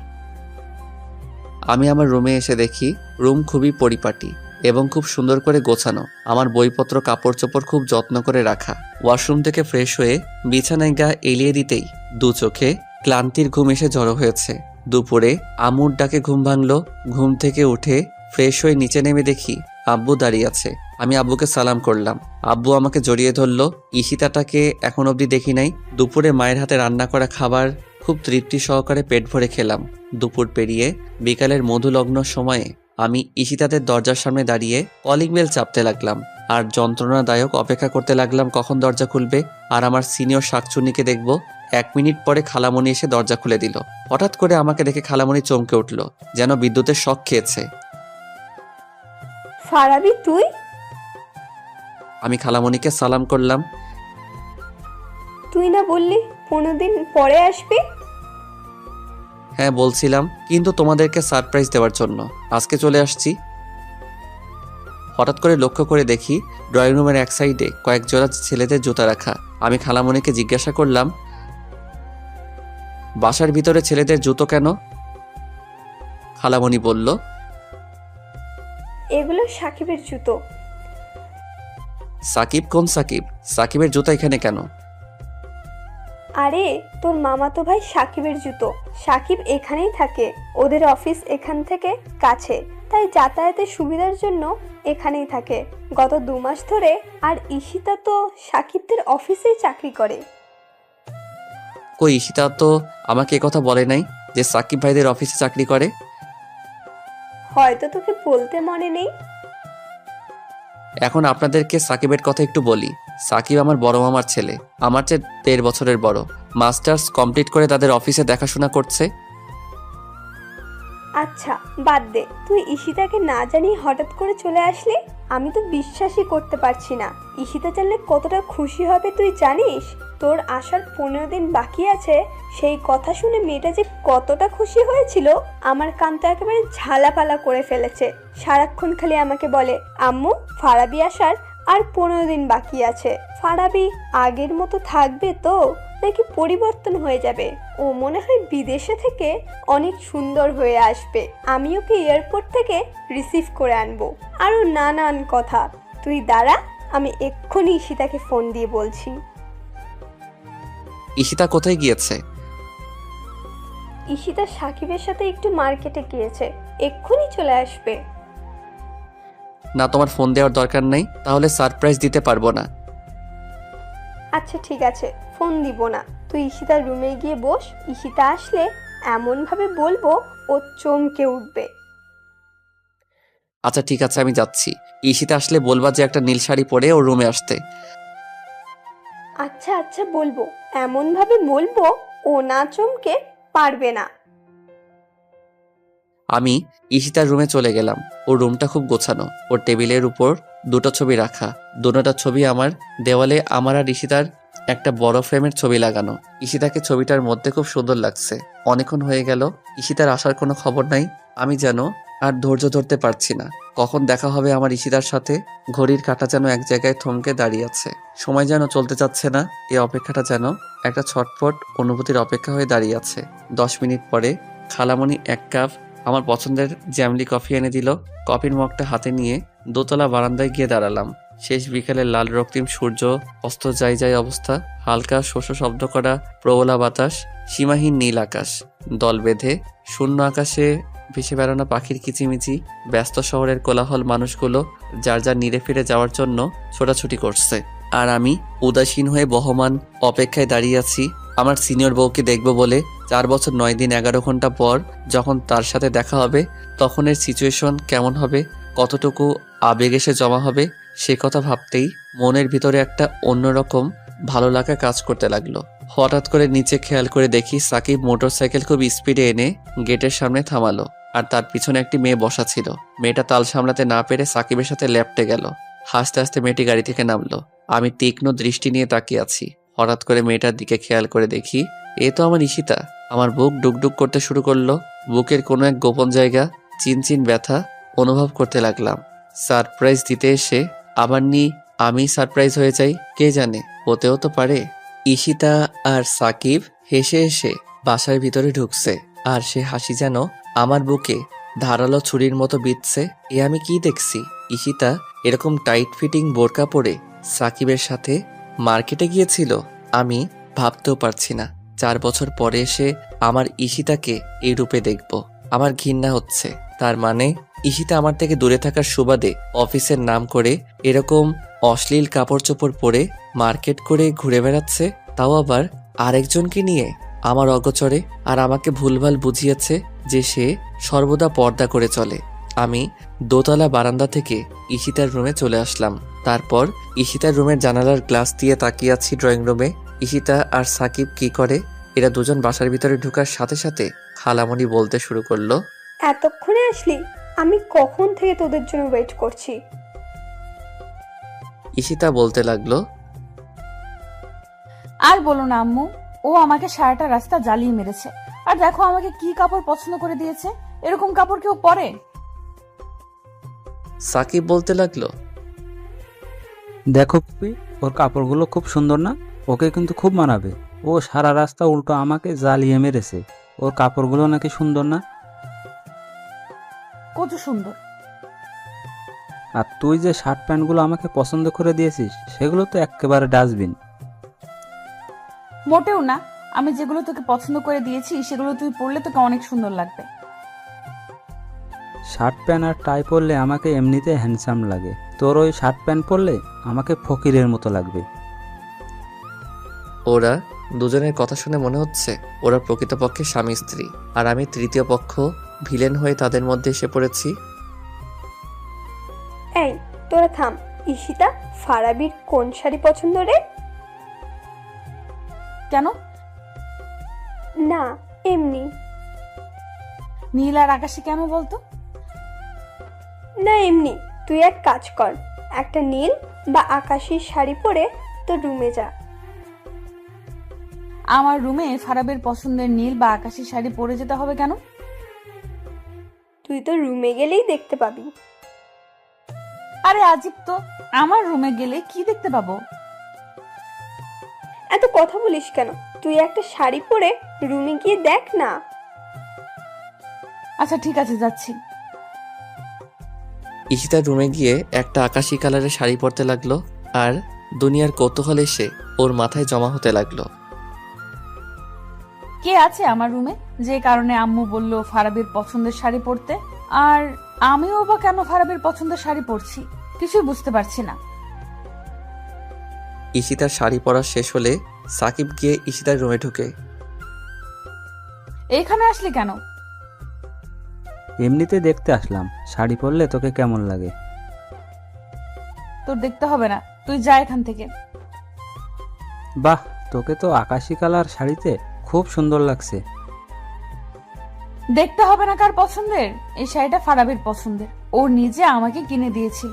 ও বলেছিল এই শাড়িতে নাকি আমাকে খুব মানাবে আর অনেক সুন্দর লাগবে, তাই এই শাড়িটা তুলে রেখেছিলাম। ফারাবি যেদিন আসবে ওই দিন ওর সামনে এই শাড়িটা পরে দাঁড়াবো, ওকে চমকিয়ে দেবো আর বলবো, দেখো তোমার দেওয়া শাড়িটা আজও আমি যত্ন করে তুলে রেখেছি, তোমার সামনে পরবো বলে, তোমার মুখ থেকে একবার আমার প্রশংসা শুনবো বলে। বাহ বাহ, দারুণ তো। আমার দেয়া পছন্দের শাড়ি পরলে বুঝি তোকে সুন্দর লাগবে না? তোর আবার পছন্দ? এইভাবে হাসছিস কেন? আমার দেওয়া শাড়ি পরলে তোকে আরো সুন্দর লাগবে। তোর দেওয়া শাড়ি আমার পরারও দরকার নাই, আর সুন্দর লাগারও দরকার নাই। তোর বউকে তোর শাড়ি পছন্দের শাড়ি দিস, সর সামনে থেকে। আরে কোথায় যাচ্ছিস, দাঁড়া না। এই কথা বলে সাকিব ঈশিতার হাত ধরে ফেলল। তুই আমার হাত ধরছিস কেন? আমার হাত ছাড়। আচ্ছা ছাড়বো, আগে তোর সাথে কয়েকটা ছবি তুলি। তোকে শাড়িতে যে সুন্দর লাগছে না, আমি তো চোখ সরাতে পারছি না। চোখ নিচে নামিয়ে রাখ, আমার দিকে ভুলেও তাকাবি না। আমি আরেকজনের রেখে যাওয়ার সম্পদ, সে সম্পদের দিকে কেউ কুনজরে তাকাবে তা আমি হতে দিব না। আরে আমি তো তোর দিকে কোন নজরে তাকাই না, ভালোবাসার নজরে তাকাই। ভালোবাসার নজরে তাকাস মানে? ভুলেও এ কথা মুখে আনবি না। কোনো নজরে আমার দিকে তাকাতে পারবি না, ব্যাস। আচ্ছা ঠিক আছে, তাকাবো না। এখন চল একটা ছবি তুলি। আচ্ছা ঠিক আছে, তুল। সাকিব ঈশিতার গায়ের সাথে গা ঘেঁষে ছবি তুলতে লাগলো। এমন সময় ওরা কি করে দেখার জন্য একটু সামনে গেলাম।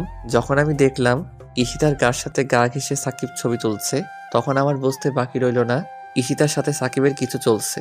বুকের ভিতরে জমে থাকা 4 বছরের ভালোবাসাটা যেন সেকেন্ডের ভিতরে ঘৃণায় পরিণত হলো। রাগে আমার সমস্ত শরীর কাঁপতে লাগলো। ইচ্ছে করছে এখন গিয়ে ঈশিতার গালে কয়েকটা থাপ্পড় দেই। স্বামী দূরে রেখে আরেকজনের সাথে গা ঘেঁষে ছবি তুলে, কিন্তু ওকে আমি ভালোবাসি। ভালোবাসার মানুষের উপরে হাত তোলা যায় না, তাকে ভালোবাসার মাধ্যমেই বোঝাতে হয়, আর তা না হলে হিতে বিপরীত হয়ে যায়। আমি রাগে বাসা থেকে বেরিয়ে যাচ্ছি। খালামণি বলতে লাগলো, কোথায় যাচ্ছিস ফারাবি? ঈশিতা শাড়ি পরতে গিয়েছে, এক্ষুনি চলে আসবে। কি শাড়ি যে পরেছে তা আমি দেখেছি। আমার একটা জরুরি কাজ আছে, আমি চলে যাচ্ছি।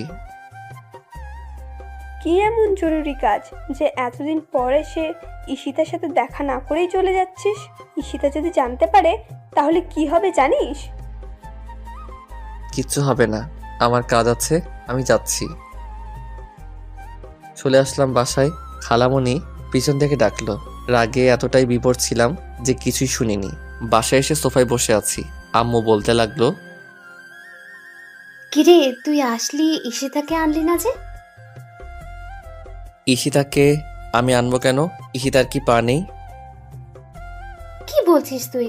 তুই না গিয়েছিস ঈশিতাকে আনার জন্য? না, আমি যাইনি। আচ্ছা, ঈশিতা কি তোমার কাছে বলে ওদের বাড়ি গিয়েছিল? হ্যাঁ, কেন? তুমি কি ওকে হুকুম দিয়েছো যাওয়ার জন্য, নাকি ও বলেই চলে গিয়েছিল? ও বললো খালামণি আমি একটু বাড়িতে যাচ্ছি, বিকেলে চলে আসবো। হঠাৎ এই কথা কি জন্য জিজ্ঞেস করছিস বলতো? ও ওর বাড়িতে যাবে, এটা কি বলে যেতে হবে নাকি? অবশ্যই বলে যেতে হবে। তুমি জানো না, নিজের আপন বাবাও যদি মারা যায়, স্ত্রী স্বামীর হুকুম ছাড়া বাবাকে দেখতে যেতে পারে না। তুই তো ওই সময় ছিলি না। ছিলাম না ঠিক আছে, কিন্তু তোমার কাছ থেকে তো হুকুম নেওয়ার দরকার ছিল। আমার কাছে বলে গিয়েছে তো। কি এমন হয়েছে যে তুই এভাবে বলছিস? না, কিচ্ছু হয়নি, এমনি। ওইদিকে ঈশিতা শাড়ি পরে ওর রুমে গিয়ে দেখে কেউই নাই। ওর আম্মুকে জিজ্ঞাসা করলে ওর আম্মু আমার কথা সব খুলে বলে। ঈশিতা তা শুনে বিশ্বাসই করতে পারছে না যে আমি এসেছি। নিশ্চিত হওয়ার জন্য আম্মুকে ফোন দিল। আমি সোফায় বসে বারবিকিউ চানাচুর আর অমৃত মটর ভাজা খাচ্ছি। এমন সময় দরজায় কলিং বেলটা বাজতে লাগলো। আমি সোফা থেকে উঠে দরজাটা খুললাম। একজন বোরকা পরিহিত মহিলা দাঁড়িয়ে আছে, তার পিছনে একটা স্কুটি রাখা। আমি মহিলাটিকে লক্ষ্য করে বললাম, কাকে চাই? মহিলাটি কিছুক্ষণ আমার দিকে তাকিয়ে হঠাৎ আমাকে শক্ত করে জড়িয়ে ধরল। আমি হতভম্ব হয়ে বলতে লাগলাম, আরে আন্টি কি করছেন? ছাড়েন আমাকে, আমার শ্বাস নিতে কষ্ট হচ্ছে তো। কি শুরু করে দিয়েছেন? ছাড়ুন বলছি। কিন্তু আন্টি আমাকে আরো শক্ত করে জড়িয়ে ধরেছে। না, আর পারছি না, এবার বুঝি দমটা আটকে যাবে। অনেক কষ্ট করে বললাম, আরে আন্টি আমার দম আটকে যাচ্ছে, ছাড়ুন আমাকে। সাথে সাথে আমাকে ছেড়ে দিয়ে মুখের পর্দাটা তুললো আর বলতে লাগলো, শয়তান, আমি আন্টি না, আমি তোমার ঈশিতা। এই কথা বলে আবারও জড়িয়ে ধরলো। এবার কিছু একটা স্বস্তি পাচ্ছি। 4 বছরের জমিয়ে রাখা ভালোবাসার অনুভূতিটা আবেগ হয়ে একসাথে বেরিয়ে আসতে যাচ্ছে। কিছুক্ষণ জড়িয়ে ধরে রাখার পরে বলতে লাগলো, দেখি তোমাকে, আমি তো বিশ্বাসই করতে পারছি না তুমি আমার সামনে দাঁড়িয়ে আছো। আমি যা ভেবেছি তাই, তুমি আগের চেয়ে খুব সুন্দর হয়ে গেছো, কিন্তু চেহারাটা সে পিচ্চি পিচ্চি রয়ে গেছে। কি হলো, কথা বলো না কেন? কি বলবো? কি বলবো মানে? তুমি বলেছিলে 15 দিন পরে আসবে, কিন্তু হঠাৎ করে চলে আসছো। তাহলে আমাকে মিথ্যে বলেছিলে কেন? আর তুমি এসে আমাদের বাসায় গিয়ে আমাকে না দেখে চলে আসলে। আমি কি কষ্ট করে শাড়িটা পরেছিলাম? আমি কি আর জানতাম তুমি আসছো? কি হলো, চুপ করে আছো কেন? কথা বলো। নাকি চেহারার সাথে মন দিল সব পাল্টে ফেলেছো? আমি ঠিকঠাক দাঁড়িয়ে রইলাম, কোনো কথা বলছি না। আসলে 4 বছরে ভালোবাসার জন্য ব্যাকুল হওয়া মনটা কিছু মুহূর্ত আগে ঈশিতার কাজকর্মের দৃশ্যগুলো দেখে ভালোবাসার জন্য ব্যাকুল হওয়া মনটাই হঠাৎ করে কালো ছোট্ট একটা দুঃখ এসে ভিড় করেছে। আম্মু হঠাৎ করে ঈশিতার কণ্ঠ শুনে বলতে লাগলো, ঈশিতা, তুই কখন আসলি? ঈশিতা আম্মুর কথা জবাব দিচ্ছিল। তাদের মাঝখানে আমি আম্মুকে লক্ষ্য করে বললাম, আমার মাথা প্রচন্ড ব্যথা করতেছে, আমাকে 1 কাপ কফি বানিয়ে দাও। আমি আমার রুমে সোফায় বসে মোবাইল টিপতে লাগলাম। ঈশিতা আম্মুর হাত থেকে কফির কাপটা নিয়ে আমার সামনে গিয়ে দাঁড়ালো। তারপর আমার হাতে কাপটা দিয়ে আমার গা ঘেঁষে বসলো। আমি মোবাইলটা পকেটে রেখে কফির মগে চুমুক দিচ্ছি। ঈশিতা 4 বছর পর আমার এত কাছে আসার পরেও আমার ভাবমূর্তির অনুভূতির ফিলিংস না পেয়ে বলতে লাগলো, কি হলো, তুমি আমার সাথে কথা বলছো না কেন? তুমি কি কোনো কিছুর জন্য আমার প্রতি অসন্তুষ্ট? আমি ঈশিতার কথা শুনে একবার ঈশিতার দিকে ঘুরে তাকালাম।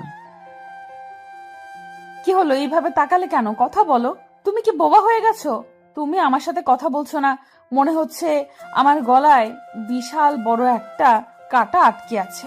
আমার ভালো লাগছে না। কথা বলো না, চুপ করে থাকো। মাথা কি বেশি ব্যথা করছে? তাহলে কফি খাওয়ার দরকার নেই, আমি কমপ্লেক্স নিয়ে আসছি। কমপ্লেক্স খেয়ে ওষুধ খেয়ে একটু রেস্ট করো, দেখবে মাথা ব্যথা চলে যাবে। ঈশিতা কমপ্লেক্স দুধ, চিনি আর ট্যাবলেট নিয়ে আসলো আর বলতে লাগলো, এগুলো খেয়ে ওষুধ খেয়ে একটু রেস্ট করো। আমি ঈশিতার হাত থেকে ট্যাবলেটটা নিয়ে খেয়ে ফেললাম। ঈশিতা বলতে লাগলো, খালি পেটে ট্যাবলেট খেয়েছো, শরীর তো অনেক খারাপ করবেই। আমি কোনো কথা বললাম না, সোজা বিছানায় শুয়ে পড়লাম। ঈশিতা হয়তো এটা বুঝছে যে আমার মাথা ব্যথা করছে, তাই ওর সাথে কথা বলছি না। আসল কারণ তো ও আর জানে না। ঈশিতা আস্তে আস্তে আমার মাথার পাশে গিয়ে বসলো। তারপর ওর নরম হাতটা আমার কপালে রাখলো। 4 বছর পর ভালোবাসার মানুষের হাতের স্পর্শ পেয়ে অনুভূতিহীন ভালোবাসাটা যেন জাগা দিয়ে উঠল। পরক্ষণে দু চোখে ঈশিতা সাকিবের সাথে মোটরসাইকেলে লেফটে যাওয়ার দৃশ্যটা ভেসে উঠল। আমার একটা হাত দিয়ে ঈশিতার হাতটা সরালাম এবং বললাম, ধরবা না আমাকে, আমার কেমন যেন লাগে।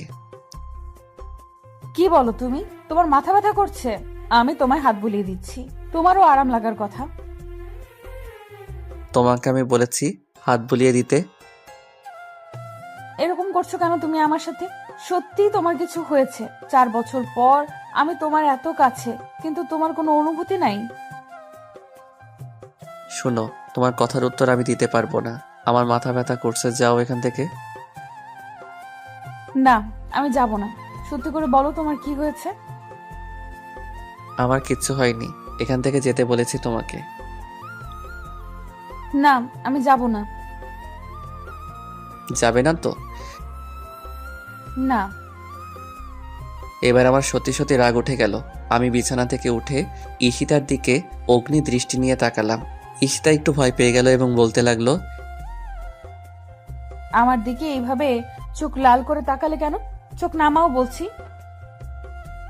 এবার আমি জোরে ধমক দিয়ে বললাম, তোমাকে আমি এখান থেকে যেতে বলেছি। ঈশিতা আমার ধমক শুনে কেঁপে উঠল। এরকম ধমক হয়তো আমার কাছ থেকে আশা করেনি। ঈশিতা চুপ করে বাহিরে চলে যাচ্ছে। আমি স্পষ্ট দেখতে পেলাম হাতের উল্টো পিঠ দিয়ে চোখের জল মুছছিল। আমি বিছানায় শুয়ে পড়লাম। ওইদিকে ঈশিতা আম্মুর সামনে গিয়ে দাঁড়ালো। আম্মু ঈশিতাকে দেখে বলতে লাগলো, কি হলো, কাঁদছিস কেন? তোমার ছেলে আর স্বাভাবিক নাই।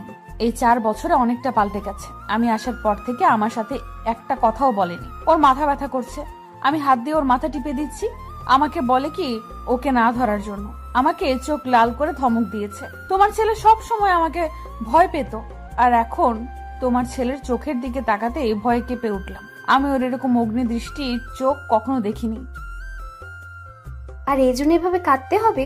ওর বুঝি মাথা ব্যথা করছে তাই তোর সাথে এরকম করেছে? না না, সত্যি সত্যি তোমার ছেলে পাল্টে গেছে। কিছু পাল্টায়নি, ও যেমন ছিল তেমনই আছে। একটু পরে দেখবি ভালো হয়ে যাবে।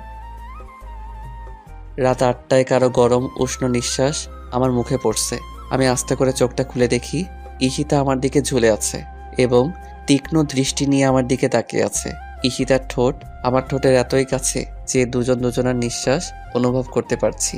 আমিও এক দৃষ্টি নিয়ে ঈশিতার মায়াবী চোখ জোড়ার দিকে তাকিয়ে আছি। ওর ঠোঁট অল্প অল্প কাঁপছে কিছুক্ষণ আগে কান্নার কারণে এবং গাল এবং নাক লাল হয়ে আছে। নাকের ডগায় কয়েক হাজার ছোট ছোট ঘামের ফোঁটা এসে জড়ো হয়েছে। 4 বছর পর ঈশিতাকে আমি সেই মায়াবী রূপে দেখছি যে মায়াবী রূপের সাগরে আমি অনেক আগেই নিজেকে হারিয়ে ফেলেছি। দুজন নিস্তব্ধ নীরবতা পালন করতে লাগলাম। আমার 4 বছরের জমিয়ে রাখা গভীর ভালোবাসা জানান দিচ্ছিল যে ঈশিতার কাঁপা কাঁপা ঠোঁটগুলো নিজের আয়ত্তে নিয়ে নিতে, গভীর এক লম্বা চুম্বনে হারিয়ে যেতে। পরক্ষণে আমার মনে হয়ে গেল সাকিব আর ঈশিতার কিছু মুহূর্তের কথা। ধাক্কা দিয়ে আমার উপর থেকে ঈশিতাকে সরিয়ে দিলাম। তারপর সোজা ওয়াশরুমে ঢুকে ঠাস করে দরজাটা লাগিয়ে দিলাম। ঈশিতা আমার এরকম ব্যবহারে অবাক হয়ে গিয়েছে। এক দৃষ্টি নিয়ে আমার যাবার দিকে তাকিয়েছিল। ঈশিতা হয়তো আমার কাছে এরকম কখনোই আশা করেনি যে ছেলেটার কাছে বিরার জন্য সবসময় পাগল হয়ে থাকতো। 4 বছর পর ছেলেটার এত কাছে গেলাম, ওর কোনো অনুভূতি নাই। ঈশিতা কিছুই বুঝতে পারছে না কেন তার সাথে এরকম করছে। আমি ওয়াশরুম থেকে বের হয়ে দেখি ঈশিতা বিছানা গোছাচ্ছে। আমাকে দেখে একটা তোয়ালে এনে দিল। আমি তোয়ালেটা হাতে নিয়ে বিছানায় ঢিল মেরে ফেলে দিলাম। ঈশিতা নির্বাক হয়ে আমার দিকে তাকিয়ে আছে। আমি রুম থেকে বের হয়ে নিচে নেমে আসলাম। ডাইনিং টেবিলে আব্বু আম্মু বসে আছে। আমাকে দেখে বলতে লাগলো, মাথা ব্যথা কমেছে তোর? আমি মাথা ঝাঁকি দিয়ে হ্যাঁ শব্দ উচ্চারণ করলাম। 2 মিনিট পর ঈশিতা উপর থেকে ডাইনিং টেবিলে আসলো। মুখটা গোমরা করে আছে, ঠোঁটগুলো শুকিয়ে একটা থেকে আরেকটা আলাদা হয়ে আছে, যেন ঠোঁটে কোনো প্রাণের ছোঁয়া নেই। চেহারাটা অনেকটা কালো হয়ে আছে। ও লম্বা চুলগুলো দিয়ে চেহারার এক পাশ ঢেকে রাখছে আর বারবার আর চোখে আমাকে দেখছে। আম্মু ঈশিতার তার দিকে তাকিয়ে বলল, কি হয়েছে ঈশিতা তোর? ঈশিতা মাথা ঝাঁকি দিয়ে বলল, না, কিছু হয়নি। তাহলে এভাবে দাঁড়িয়ে আছিস কেন? বস। ঈশিতা আমার পাশে একটা চেয়ার টেনে বসলো। আমি অল্প খেয়ে টেবিল থেকে উঠে পড়লাম। আম্মু জিজ্ঞাসা করলো, কি হলো, উঠে পড়লি কেন? আমার খাওয়া শেষ। ঈশিতা বুঝতে পারছে না আমার এগুলো করার মানে কি। আমি রুমে এসে বিছানায় শুয়ে পড়লাম। 10 মিনিট পর ঈশিতা আমার রুমে আসলো। ঈশিতা আমাকে দেখে আমার মাথার পাশে এসে বসলো। কি হয়েছে তোমার? সত্যি করে বলো তো, কেন এমন করছো? কিরকম করছি? যে এত বছর পরে এসে আমাকে কাছে পেয়েও কোনো ফিলিংস নাই তোমার। আমার সাথে ঠিকঠাক ভাবে কথাও বলছো না, অদ্ভুত সব আচরণ করছো। আমি কোনো অদ্ভুত আচরণ করছি না। আমি ঘুমাবো, লাইট অফ করো। তুমি সত্যি অনেকটা পাল্টে গেছো। তুমি আর আমার আগের ফারাবি নাই, তুমি চেঞ্জ হয়ে গেছো। আমি আগে যেমন ছিলাম এখনো ঠিক তেমনই আছি। বেশি কথা না বলে চুপচাপ ঘুমাও তো। ঈশিতার সাথে সাথে আমার হাতটা ধরে ফেললো। আমি কি তোমার সাথে অন্যায় কিছু করেছি? বলো আমাকে। যদি কিছু করে থাকে তাহলে আমাকে মারো, বকা দাও, কিন্তু আমার সাথে এরকম করো না প্লিজ। আমাকে ইগনোর করো না। আমি তোমার এই অদ্ভুত আচরণগুলো মেনে নিতে পারছি না। এই তোমাকে না বলছি আমি ঘুমাবো। তোমার এই পেচের পেচের ভালো লাগে না, আমার হাত ছাড়ো। ঈশিতা আমার এই কথা শুনে কান্না শুরু করে দিল। কান্নার আওয়াজ পেয়ে আম্মু আমার রুমে চলে আসলো। আম্মু বলতে লাগলো, কি হয়েছে ঈশিতা? দেখো তোমার ছেলে আমার সাথে কেমন করছে। কি হয়েছে ফারাবি, তুই মেয়েটার সাথে এরকম করছিস কেন? আমি কিছু করছি না, ওকে বলো কান্না থামাতে, আর না হয় অন্য রুমে গিয়ে কান্না করতে আমি ঘুমাবো। না, আমি এখান থেকে যাব না। আমি এই রুমেই কান্না করব। না গেলে আমি চলে যাই। আমি রুম থেকে বাহির হতে যাব এমন সময় ঈশিতা কান্না করতে করতে রুম থেকে বাহির হয়ে গেল। আম্মু পিছন থেকে ঈশিতাকে ডাকছে কিন্তু ঈশিতা শুনছে না। আম্মু ঈশিতার পিছনে যেতে লাগলো। আমি দরজা লাগিয়ে বিছানায় শুয়ে পড়লাম, কিন্তু কিছুতেই ঘুম আসছে না। বুকটা কেমন যেন খালি খালি লাগছে, কিসের যেন অভাব। 4 বছর আগে বাহিরে যাওয়ার সময় ঈশিতা আমার বুকে মাথা রেখে বলেছিল, তোর এই বুকটা শুধু আমার জন্য বরাদ্দ। এখানে আর অন্য কাউকে ঠাঁই দিবি না। আমার বাকিটা জীবন তোর এই বুকে মাথা রেখে ঘুমাতে চাই। এসব ভাবতে ভাবতে কখন ঘুমিয়ে গেলাম বলতে পারবো না। সকাল 10টায় ঘুম ভাঙলো। আমি ফ্রেশ হয়ে নিচে নেমে ঈশিতাকে দেখতে পাচ্ছি না। সারা রাত কোথায় ছিল, কোন রুমে ছিল তাও জানি না। আমি আম্মুকে ঈশিতার কথা জিজ্ঞাসা করলাম। আম্মু বলতে লাগলো, আমি জানি না। তুমি জানো না মানে? 4 বছর পরে এসে মেয়েটার সাথে এরকম ব্যবহার করতে পারলি তুই? মেয়েটা সারা রাত ড্রয়িং রুমে সোফায় বসে কান্না করেছে, একটুও ঘুমায়নি। এখন কোথায়? চলে গেছে। চলে গেছে মানে? কোথায় চলে গেছে? ওদের বাসায়। আম্মুর কথা শুনে আমার রাগ উঠে গেল। যে কারণে 4 বছর পরে এত কাছে আসার পরে ওকে আপন করে নিতে পারিনি, আবারও না বলে ওই বাড়িতেই গিয়েছে। কেন গিয়েছে? সাকিবের সাথে কথা বলার জন্য। আমি একটা রিক্সা নিয়ে ঈশিতার বাসায় চলে গেলাম। রাগ একটু কমেনি। বাসার কলিং বেল চাপ দিতেই খালামণি এসে দরজা খুলে দিল। তারপর আমাকে ঈশিতার সম্পর্কে অনেক কিছু জিজ্ঞাসা করলো। আমি কোনো কিছুর প্রতি উত্তর না দিয়ে সোজা ঈশিতার রুমের কাছে চলে গেলাম। সাকিবকে বাসায় দেখতে পাচ্ছি না, হয়তো অফিসে চলে গিয়েছে।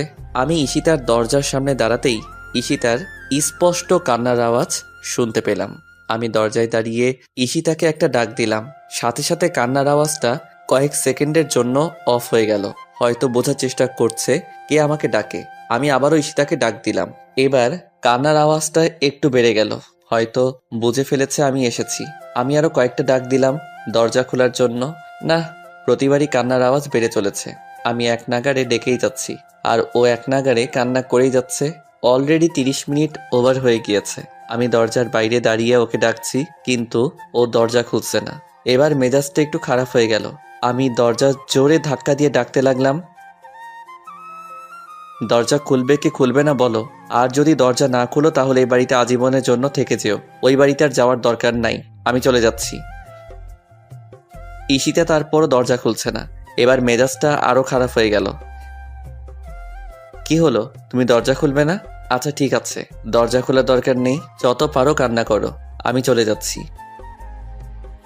এ কথা বলে চুপ করে সাইড হয়ে দাঁড়িয়ে রইলাম। কিছুক্ষণ কোনো সারা শব্দ করলাম না। ঈশিতার কান্না অফ হয়ে গেল। হয়তো মনে মনে বলছে ও কি সত্যি সত্যি চলে গেছে। আমি কিছুক্ষণ চুপ করে থেকে আবারও দরজার সামনে গিয়ে ডাক দিলাম। আমি ডাক দেওয়ার সাথে সাথে কান্নার আওয়াজ শুনতে পাচ্ছি। হয়তো বলছে ও এখনো যায় নাই। মেয়েরা আর কিছু পারুক আর না পারুক, কান্না করে অনেক কিছু হাসিল করতে পারে, যে কোনো পুরুষকে ঘায়েল করতে পারে। কি হলো, তুমি দরজা খুলবে না? এবার যদি দরজা না খুলো তাহলে আমি সত্যি সত্যি চলে যাব। তারপর দেখি কি করো। না, আর থাকবো না। এবার সিঁড়ি দিয়ে নিচে নামতে যাব। এমন সময় দরজা খোলার আওয়াজ শুনতে পেলাম। আমি রুমের ভিতরে প্রবেশ করে দেখি মাথা নিচের দিকে দিয়ে বিছানার কাছে দাঁড়িয়ে আছে। আমি তার সামনে গিয়ে দাঁড়ালাম। সে মুখ অন্যদিকে ফিরিয়ে নিল। আমি আবারও সামনে গেলাম। সে এবারও অন্যদিকে মুখ ফিরিয়ে নিল। বুঝতে পেরেছি অনেকটা অভিমান করে বসে আছে, কিন্তু আমি তার অভিমান ভাঙাবো না। সে না বলে এখানে আসলো কেন? আমি তার হাতটা ধরলাম এবং বললাম, কার কাছে বলে এখানে এসেছো? ঈশিতা অবাক হয়ে আমার দিকে তাকালো। হয়তো এই মুহূর্তে এই কথাটা আমার কাছ থেকে আশা করেনি। সে হয়তো ভেবেছিল ও সারা রাত কান্না করেছে, রাগ করে অভিমান করে চলে এসেছে। আমি তার রাগ অভিমান ভাঙিয়ে বলবো, সরি, তোমাকে অনেক কষ্ট দিয়ে ফেলেছি। ওই সময় আমার কি হয়েছিল জানি না, তোমার সাথে এরকম ব্যবহার করেছি, আমাকে ক্ষমা করে দাও। কিন্তু আমি তাকে উল্টা জিজ্ঞাসা করছি, তুমি কার কাছে বলে এই বাড়িতে এসেছো? ঈশিতা কোনো কথা বলছে না, তাই আমি আবারও জিজ্ঞাসা করলাম, কি হলো, কথা বলো না কেন? কার কাছে বলে এই বাড়িতে এসেছো? কারো কাছে না। তাহলে আসলে কেন? কথা বলো, আমার কথার উত্তর দাও। তোমার সাথে এক রাত কথা বলি নাই, তুমি রাগ করে অভিমান করে চলে এসেছো। তোমার সাথে কথা বলি নাই, তুমি যতটুকু কষ্ট পেয়েছো তার চেয়েও বেশি কষ্ট পেয়েছি আমি। সারা রাত ঘুমাতে পারি নাই। 4 বছর পর তুমি আমার কাছে আসার পরেও কেন তোমার সাথে এরকম ব্যবহার করলাম জানো তুমি? ঈশিতা আমার কথা শুনে আমার দিকে অবাক হয়ে ঘুরে তাকালো। এক এক করে ঈশিতাকে সবকিছু খুলে বললাম। ঈশিতা বলতে লাগলো, বিশ্বাস করো তুমি, আমি সাকিবের সাথে মার্কেটে যেতে চাইনি। ও আম্মুকে অনেক রিকোয়েস্ট করে বলল, তারপরও আমি যেতে রাজি হইনি। কারণ তুমি যে বোরকা পরার জন্য বলেছিলে, ওই বোরকাটা ধুয়ে শুকাতে দিয়েছিলাম। কিন্তু আম্মুর অনেক রিকোয়েস্টের পরে ওই বোরকাটা যেটা তুমি পছন্দ না করো ওইটা পরে গিয়েছিলাম। আমি সরি, আর এরকম বোরকা কখনো পরবো না। আচ্ছা ঠিক আছে, চলো এবার বাসায় চলো। আর কখনো না বলে এই বাড়িতে আসবা না। যদি প্রয়োজন হয় আমাকে বলবা, আমি নিয়ে আসবো। ঈশিতাকে নিয়ে রাস্তায় দাঁড়িয়ে আছি, অনেকক্ষণ হয়ে গেল, একটা রিক্সাও পাচ্ছি না। না, আর দাঁড়িয়ে না থেকে দুজন হাঁটতে শুরু করলাম। দুজন পাশাপাশি হাঁটছি। ঈশিতার হাত আর আমার হাত বারবার স্পর্শ হচ্ছে, কিন্তু আমি ঈশিতার হাত ধরছি না। ঈশিতা হয়তো যাচ্ছে, ওর হাতটা আমি ধরি। বারবার ওর হাতটা আমার হাতের সাথে ইচ্ছাকৃতভাবে স্পর্শ করছে। আমি একটু মজা নেওয়ার জন্য আমার হাত দুটো পকেটে ঢুকিয়ে ফেললাম। ঈশিতা আমার দিকে একবার তাকালো, হয়তো মনে মনে বলছে, শয়তান পোলা, হাত দুটো পকেটে ঢুকিয়ে ফেলছিস কেন? আমার সাথে ভাব ধরছিস? যা, তোর হাত ধরবই না। আমি পকেট থেকে একটা হাত বের করে ঈশিতার হাতটা ধরলাম। সাথে সাথে ঈশিতা আমার দিকে তাকালো। 4 বছর পর ভালোবাসার মানুষের হাত স্পর্শ করছি। হাতটা একদম পিচ্চি বাচ্চাদের হাতের মতো, দেখলে বোঝা যায় না 23-24 বছরের মেয়ের হাত। হাতে নখগুলো একটু বড়, প্রতিটি নখে লাল রঙের নীল পালিশ দেওয়া। আর হাতের মধ্যে সবচেয়ে বেশি ফুটে উঠেছে সেটা হলো আমার পরিয়ে দেওয়া রিং। আমি হাতটা ধরে অল্প একটু জোরে চাপ দিলাম। ঈশিতা কোনো সারা শব্দ করলো না। এবার আমি একটু জোরেই চাপ দিলাম। ঈশিতা এবার জোরে উহ করে উঠল। আমি সাথে সাথে হাত ছেড়ে দিলাম। কি হলো, ব্যথা পেলে? যা, এত জোরে কেউ চাপ দেয়? ঈশিতার দিকে লক্ষ্য করে দেখি চোখে পানি টলমল করছে। না, সত্যি অনেকটা ব্যথা পেয়েছে, না হলে চোখে পানি আসতো না। এত জোরে চাপ দেওয়া আমার ঠিক হয়নি। আমি ঈশিতার সামনে গিয়ে ঈশিতার থোতায় হাত দিয়ে মাথা উপরে তুললাম। ঈশিতার চেহারার দিকে তাকিয়ে তো আমি বাকরুদ্ধ হয়ে গেছি। এতক্ষণ কথা বললাম, আমি তো চেহারার দিকে লক্ষ্য করি নাই। রাত থেকে এ পর্যন্ত কান্না করতে করতে চেহারার একেবারে বাজে অবস্থা করে ফেলেছে। চোখগুলো আগুনের মতো লাল হয়ে আছে, নাকের ডগায় মনে হচ্ছে রক্ত জমাট বেঁধেছে। বেশি কান্নার কারণে ফর্সা চেহারা সূর্যের লাল রক্তিম কালার ধারণ করেছে। না, এভাবে কষ্ট দেওয়া আমার ঠিক হয়নি। আমি গতকাল রাতে একটু বেশি করে ফেলেছি। হঠাৎ করে হয়তো আমার এমন ব্যবহার মেনে নিতে পারে নাই, তাই সারা রাত কান্না করেছে। আমি ঈশিতার 2 গালে হাত দিয়ে বললাম, এ কি, কান্না করতে করতে চেহারার কি বাজে অবস্থা করেছো? এইভাবে কেউ কান্না করে? তোর ব্যবহারের জন্যই তো। আসলে আমি রিয়েলি সরি। আমি বুঝতে পারিনি তুমি এতটা কষ্ট পাবে।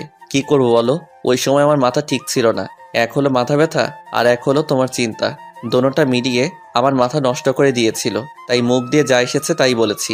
এবারের মতো তোমার পিচ্চি বরটাকে মাফ করে দাও। কোনো মাফ নাই। কেন, সরি বললাম তো, আর কখনো এরকম করবো না, তোমাকে কষ্ট দিব না। এবারের মতো মাফ করে দাও। বললাম তো কোনো মাফ নাই। তুমি আমাকে বেশি কষ্ট দিয়েছো, সারা রাত কান্না করিয়েছো। এত সহজে মাফ করে দিলে তুমি আমাকে আবার কষ্ট দিবে। আর কখনো কষ্ট দিব না, এই যে প্রমিস করে বলছি। না, হবে না। তাহলে কি করলে মাফ করবে? যা বলবো তা করবে তো? হ্যাঁ, করব। কিছু শর্ত মানতে হবে। কি শর্ত? কি শর্ত আগে বলতে পারবো না। আগে তুমি বলো আমার শর্তগুলো মানবে কি মানবে না। হ্যাঁ, মানবো। প্রথম শর্ত, গতকাল রাত থেকে কিছু খাই নাই। প্রচুর খিদে লেগেছে। এখন বাসায় গিয়ে আমাকে নিজ হাতে খাইয়ে দিতে হবে। কি বলো তুমি, কাল রাত থেকে কিছু খাও নাই, এই জন্য চেহারার এই অবস্থা করেছো। চলো এখন তাড়াতাড়ি বাসায় চলো। না, আগে আমার শর্তগুলো শোনো।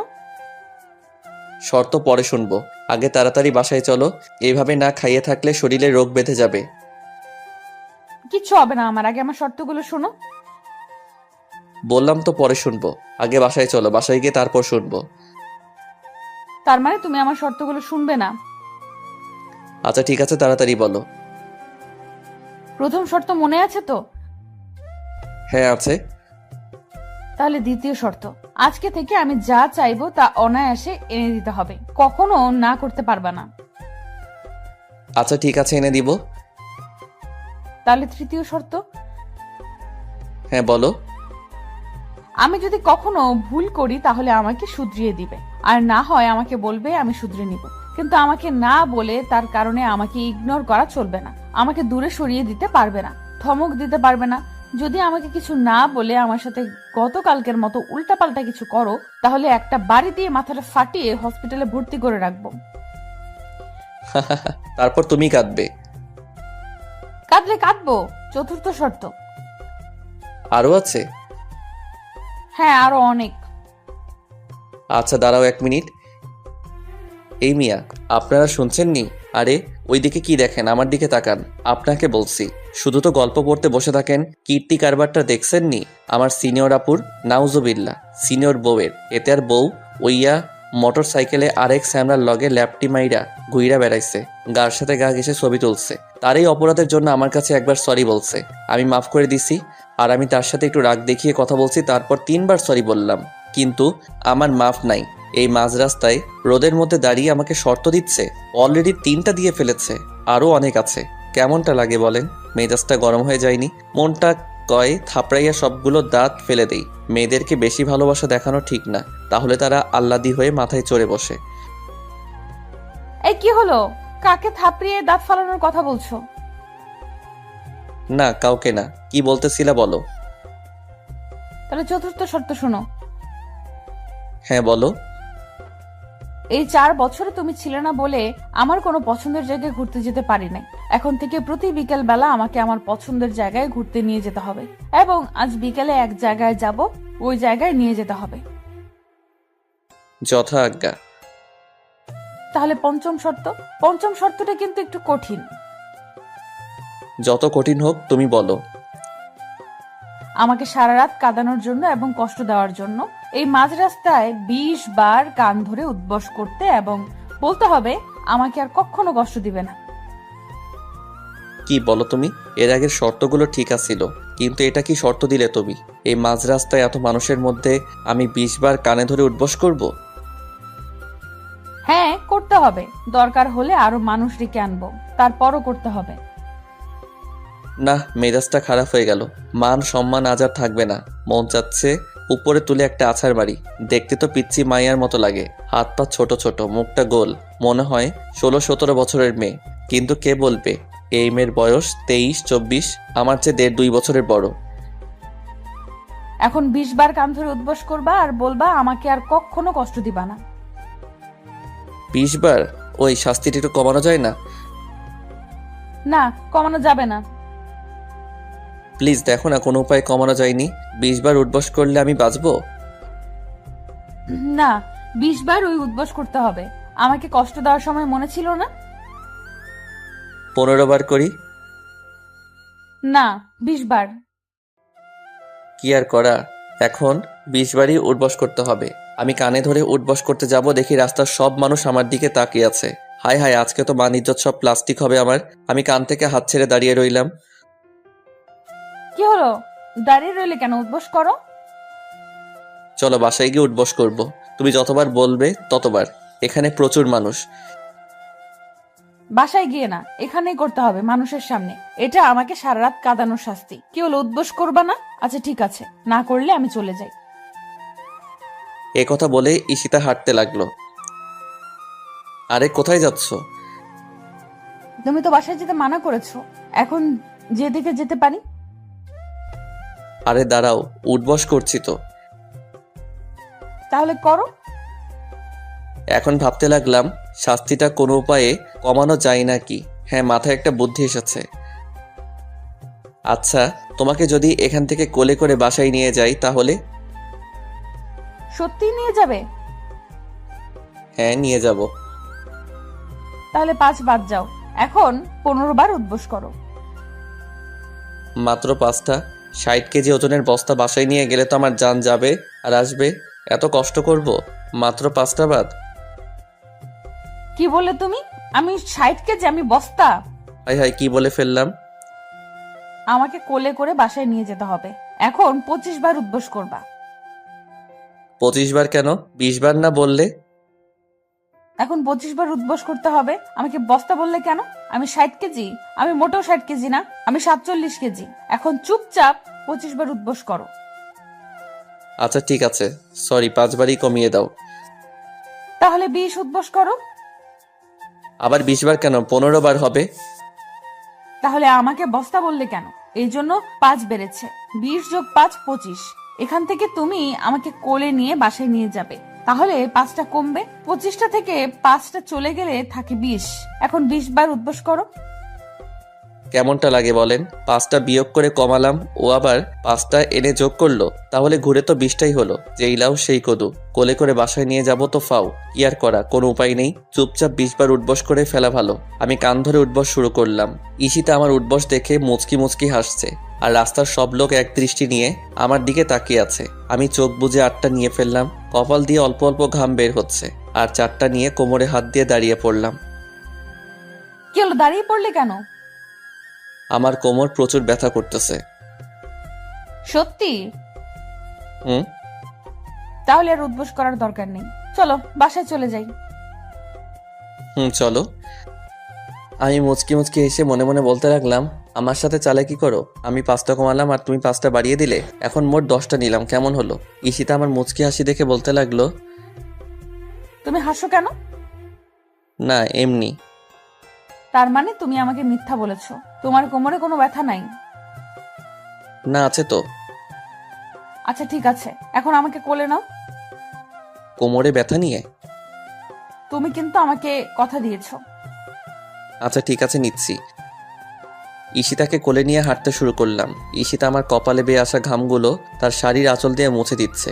একটা মানুষ যে তার প্রিয় মানুষকে কতটুকু ভালোবাসে তার কেয়ারিং দেখে বোঝা যায়। আমি তোমাকে অনেক ভালোবাসি, তাই তো সব দিকে তোমার এত কেয়ার করি। ঈশিতা তার হাত দিয়ে আমার গলা জড়িয়ে ধরে আছে এবং পলকহীন দৃষ্টি নিয়ে আমার দিকে তাকিয়ে আছে। কি দেখো? আমার পিচ্চি বরটাকে। আমাকে দেখার কি আছে?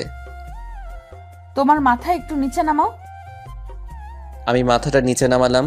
ঈশিতা তার হাত দিয়ে আমার স্টাইল করা চুলগুলো সব ওলট পালট করে দিল। কি হলো, চুলগুলো এমন করলে কেন? তোমাকে এত সুন্দর এত স্মার্ট লাগে কেন?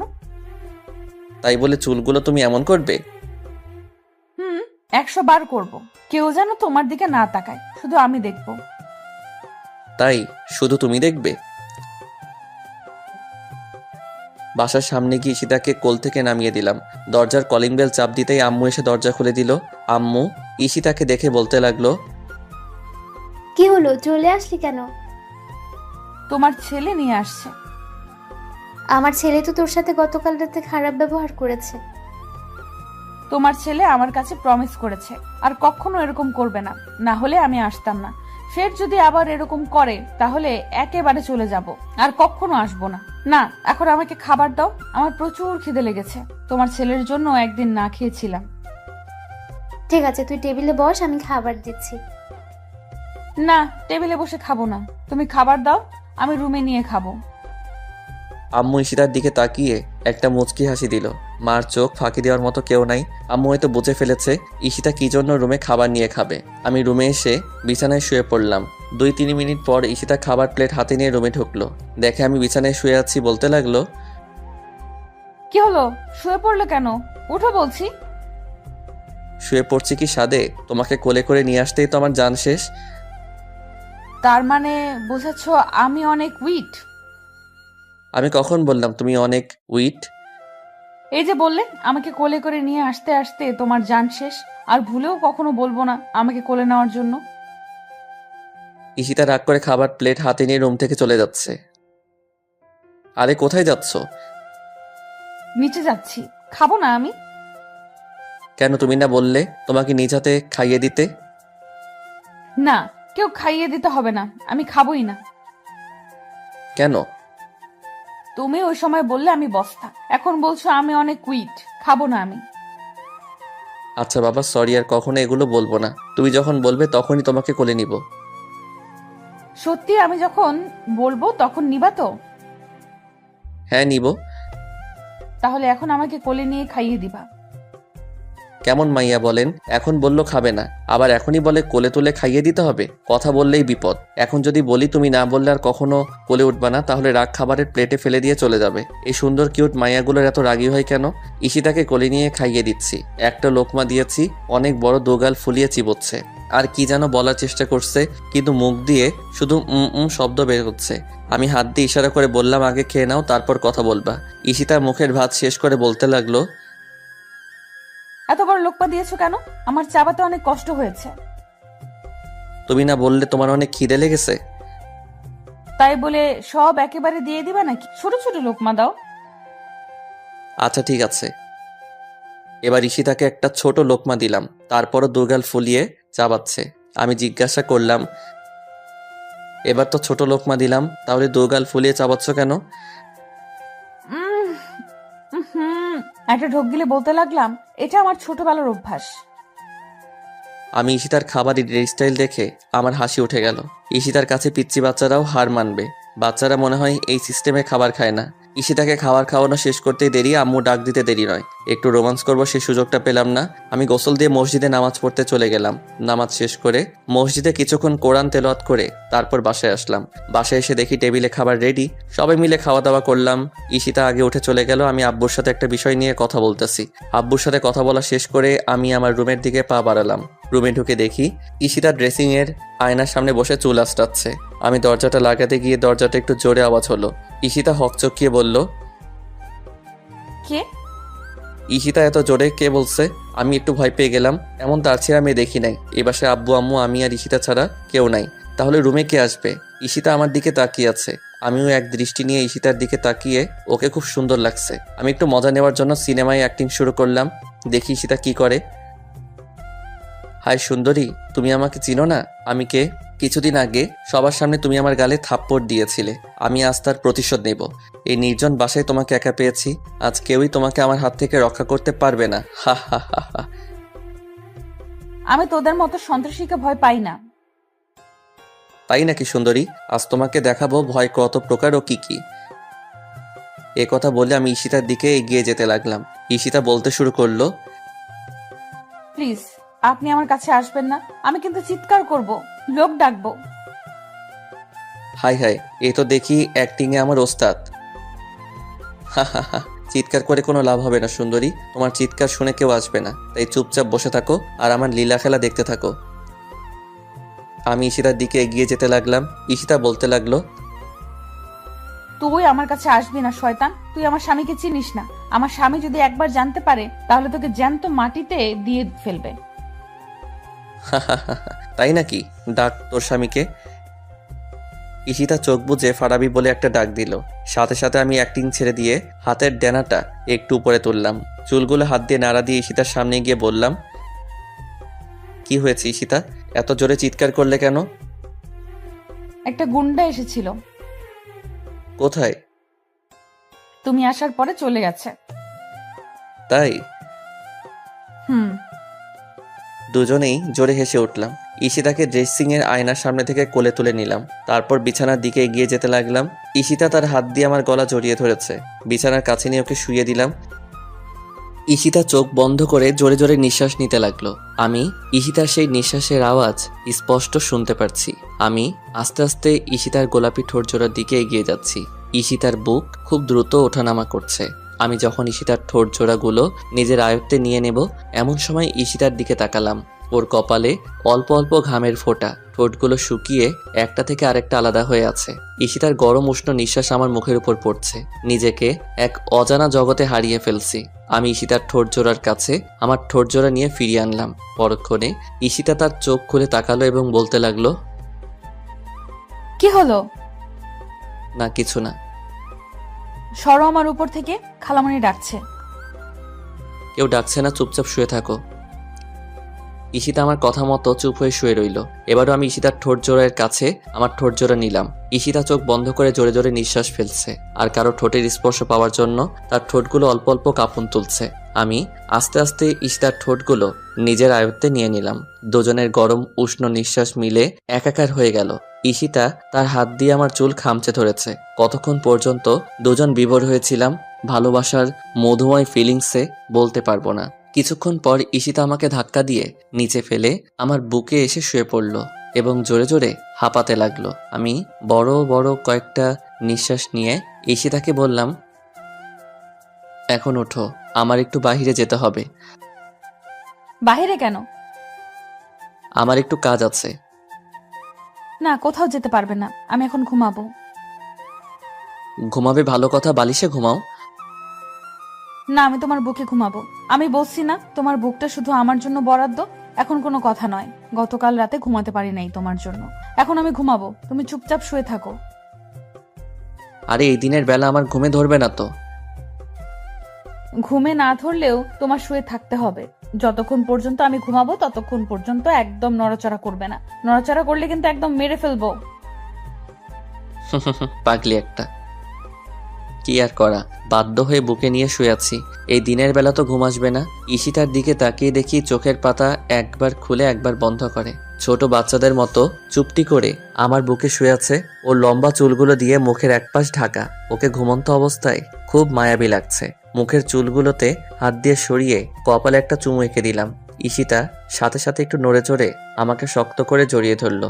ঈশিতাকে বুকে নিয়ে শুয়ে থাকতে থাকতে কখন যে নিজেই ঘুমিয়ে গেলাম বলতে পারবো না।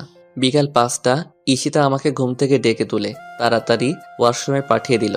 আজকে নাকি ওকে ওর পছন্দের জায়গায় নিয়ে যেতে হবে। ওয়াশরুম থেকে বের হয়ে দেখি ঈশিতা দাঁড়িয়ে আছে তোয়ালে হাতে। আমার ভেজা চুলগুলো তোয়ালে দিয়ে মুছে দিল। তারপর আমার পছন্দের নীল কালারের একটা পাঞ্জাবি এনে দিয়ে বলল, তাড়াতাড়ি এটা পরো।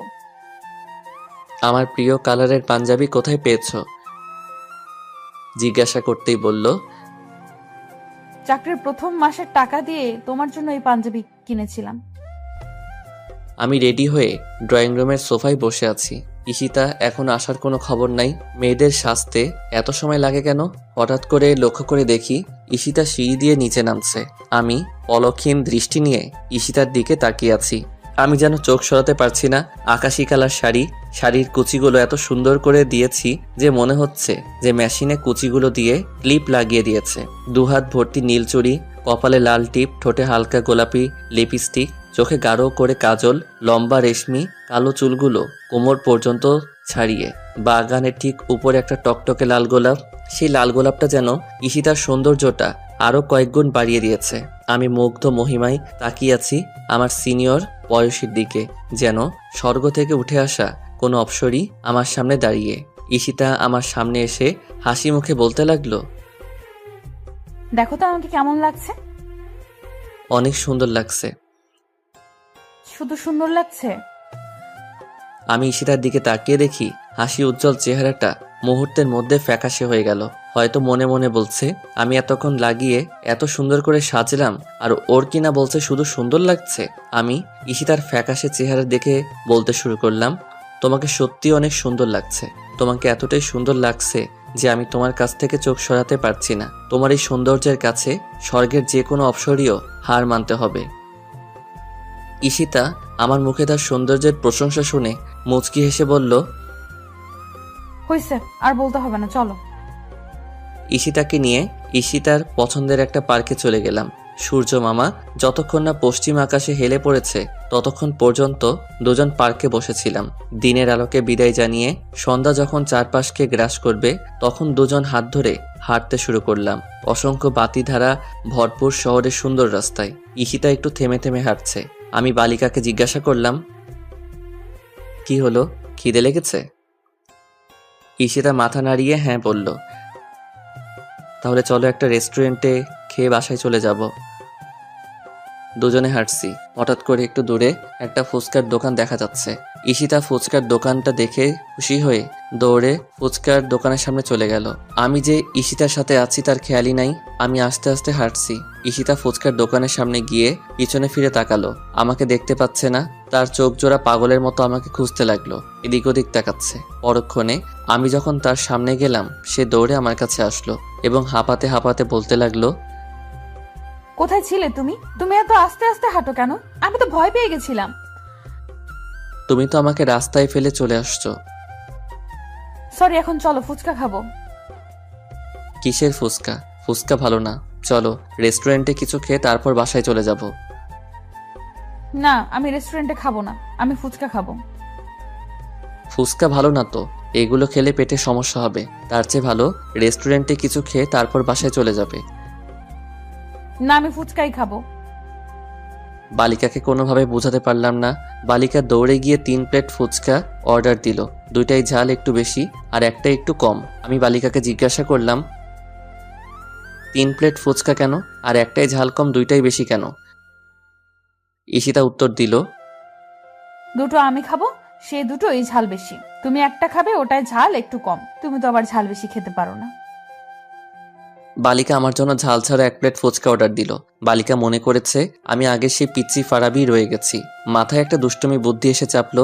ফুচকাওয়ালা মামাকে কিছু টাকা দিয়ে বললাম, একটার মধ্যে প্রচুর ঝাল দিবে আর তোমার ড্রামের সব পানি ফেলে দিবে। বালিকা যদি জিজ্ঞেস করে তোমার এখানে পানি আছেনি, তুমি না বলবে। কোনো দোকানের কথা জিজ্ঞাসা করলে বলবে 30 মিনিটের মতো লাগবে। যেই ভাবা সেই কাজ। ফুচকাওয়ালা মামা 1 প্লেট ফুচকা প্রচুর ঝাল দিয়ে আমাকে দিল, আর ঈশিতাকে 2 প্লেট। আমি ফুচকা মুখে দিয়ে দেখি আসলেই প্রচুর ঝাল দিয়েছে। ঈশিতা আমার দিকে না তাকিয়ে চোখ বুজে খাওয়া শুরু করেছে। বালিকা কিছুক্ষণের ভিতরে 1 প্লেট ফুচকা শেষ করে ফেললো। আমি ঝালের কারণে অল্প অল্প মুখে দিচ্ছি। ঈশিতা আরেক প্লেট ফুচকা প্রায় শেষের দিকে। তখন আমি ঝালের কারণে চেঁচিয়ে উঠলাম, সত্যি আমার অনেক ঝাল লেগেছে। ঝালের কারণে চোখ দিয়ে পানি চলে আসছে। ঈশিতা বলতে লাগলো, কি হয়েছে? আমার প্রচুর ঝাল লেগেছে। তোমার এটাই তো ঝাল দেয় না? ঝাল না দিলে কি আমি স্বাদে চিল্লাচ্ছি? ঈশিতা আমার দিকে লক্ষ্য করে দেখে আসলে ঝালের কারণে আমার চেহারা পুরো লাল হয়ে গিয়েছে, চোখ দিয়ে পানি পড়ছে। ঈশিতা ফুচকার প্লেটটা রেখে তাড়াতাড়ি ফুচকাওয়ালা মামার কাছে গিয়ে বলতে লাগলো, তাড়াতাড়ি পানি দেন। পানি তো নাই ম্যাডাম। কি বলছেন আপনি? আপনাকে না না করেছি ওর এটার মধ্যে ঝাল না দেওয়ার জন্য? আপনি ঝাল দিলেন কেন ওইটায়? ম্যাডাম ভুলে ঝাল পড়ে গেছে। এদিকে আমি ঝালের কারণে চিল্লিয়ে যাচ্ছি। ঈশিতা দৌড়ে আমার কাছে এসে বলল, ঝাল কি বেশি লেগেছে? আমি ঈশিতার কথার কোনো জবাব দিচ্ছি না, চোখ দিয়ে অজর ধারায় পানি পড়ছে। এখন কি করব আমি? এখানে তো পানিও নেই। কিছু একটা করো প্লিজ, তাড়াতাড়ি, আমি ঝালের কারণে মরে যাচ্ছি। হায় আল্লাহ, এখন আমি কি করব? কি জন্য আমি ফুচকা খেতে এসেছিলাম? ওই ফুচকাওয়ালা ব্যাটার জন্য এই অবস্থা। ঈশিতা পানির জন্য দৌড়াদৌড়ি শুরু করে দিল। ফুচকাওয়ালা মামার কাছে আবারও গিয়ে বলল, প্লিজ একটু পানির ব্যবস্থা করেন না। ম্যাডাম আমি পানি কোথা থেকে আনবো? আপনি ফুচকা বিক্রি করেন, আপনার কাছে পানি থাকে না? আপনি ওকে ঝাল দিয়েছেন কেন? ঈশিতা ঘুরে আমার দিকে তাকালো। আমার অবস্থা খুবই খারাপ। পরক্ষণে আবার ফুচকাওয়ালা মামাকে বলতে লাগলো, আশেপাশে কোনো দোকান নাই? না ম্যাডাম, দোকান তো অনেক দূরে, প্রায় 30 মিনিট লাগবে। কি বলছেন আপনি? ও তো এখন ঝালের কারণে মারা যাবে। ওর যদি কিছু একটা হয়ে যায় আপনাকে আমি ছাড়বো না। আমি ঈশিতাকে ডাকতে লাগলাম। ঈশিতা দৌড়ে আমার কাছে এলো। কি হলো, পানির ব্যবস্থা করতে পারলেন না? কোথাও পানি নাই। দোকানে যেতে এখান থেকে 30 মিনিট লাগবে। এখন আমি কি করব? কিছু একটা করো প্লিজ। ঈশিতা কি করবে বুঝতে পারছে না, দিশেহারা হয়ে গেল। আমাকে টেনে একটা গাছে আড়ালে আনলো, তারপর বলতে লাগলো, চোখ বন্ধ করো। আমি ঝালে মরছি, চোখ বন্ধ করব কেন? তোমাকে বলছি চোখ বন্ধ করতে। আমি চোখ বন্ধ করলাম। সাথে সাথে ঈশিতা আমার ঠোঁট জোড়া ওর আয়ত্তে নিয়ে নিল। অতিরিক্ত ঝাল আর ঈশিতার মধুমাখা চুম্বন দুইটা একত্রিত করে মুখের ভিতরে এক অন্যরকম ফিলিংসের আভাস সৃষ্টি করেছে। মনে হচ্ছে আমার সব ঝাল ঈশিতা তার মধুমাখা ঠোঁট দিয়ে সব চুষে নিচ্ছে। কিছুক্ষণ পর ঈশিতা আমার ঠোঁট ছেড়ে দিয়ে জিজ্ঞাসা করতে লাগলো, ঝাল কমেছে? আমি মাথা নাড়িয়ে না বললাম। সাথে সাথে ঈশিতা আবারও এক চুম্বনে হারিয়ে গেল। ঈশিতার এবারে চুম্বনে আমার মুখের ঝালটাকে একেবারে নিস্তব্ধ করে দিয়েছে। এভাবে ঈশিতা 3 বার আমার ঠোঁট ও আয়ত্তে নেওয়ার পর বলতে লাগলো, এবার ঝাল কমেছে? আমি একটু হেসে বললাম, না। সাথে সাথে ঈশিতা আমার বুকে 2-3 ঘুষি মেরে বলল, লুচু কোথাকার? ঈশিতাকে নিয়ে ফুচকাওয়ালা মামার টাকা দিতে যাব। ঈশিতা বলতে লাগলো, কোনো টাকা দিবে না। কেন? ওনাকে 100 বার না করছি তোমার ফুচকার মধ্যে ঝাল না দেওয়ার জন্য, তারপরে উনি ঝাল দিলেন কেন? আর সবচেয়ে বড় কথা, উনি ফুচকা বিক্রি করে পানি রাখে না কেন? ঈশিতাকে অনেক বুঝিয়ে ফুচকাওয়ালা মামার টাকা দিয়ে হাঁটতে লাগলাম। হাঁটতে হাঁটতে মেইন রোড ছেড়ে একটা ছোট রাস্তায় চলে এসেছি। ঈশিতা আমার একটু আগে আগে হাঁটছে। নিস্তব্ধ পরিবেশ। এই রাস্তায় তেমন মানুষ নাই, জনমানবহীন শূন্য রাস্তা। হয়তো খুব কম সংখ্যক লোক এই রাস্তাটা ব্যবহার করে। আমি মনে মনে বলছি, কোন রাস্তায় চলে আসলাম?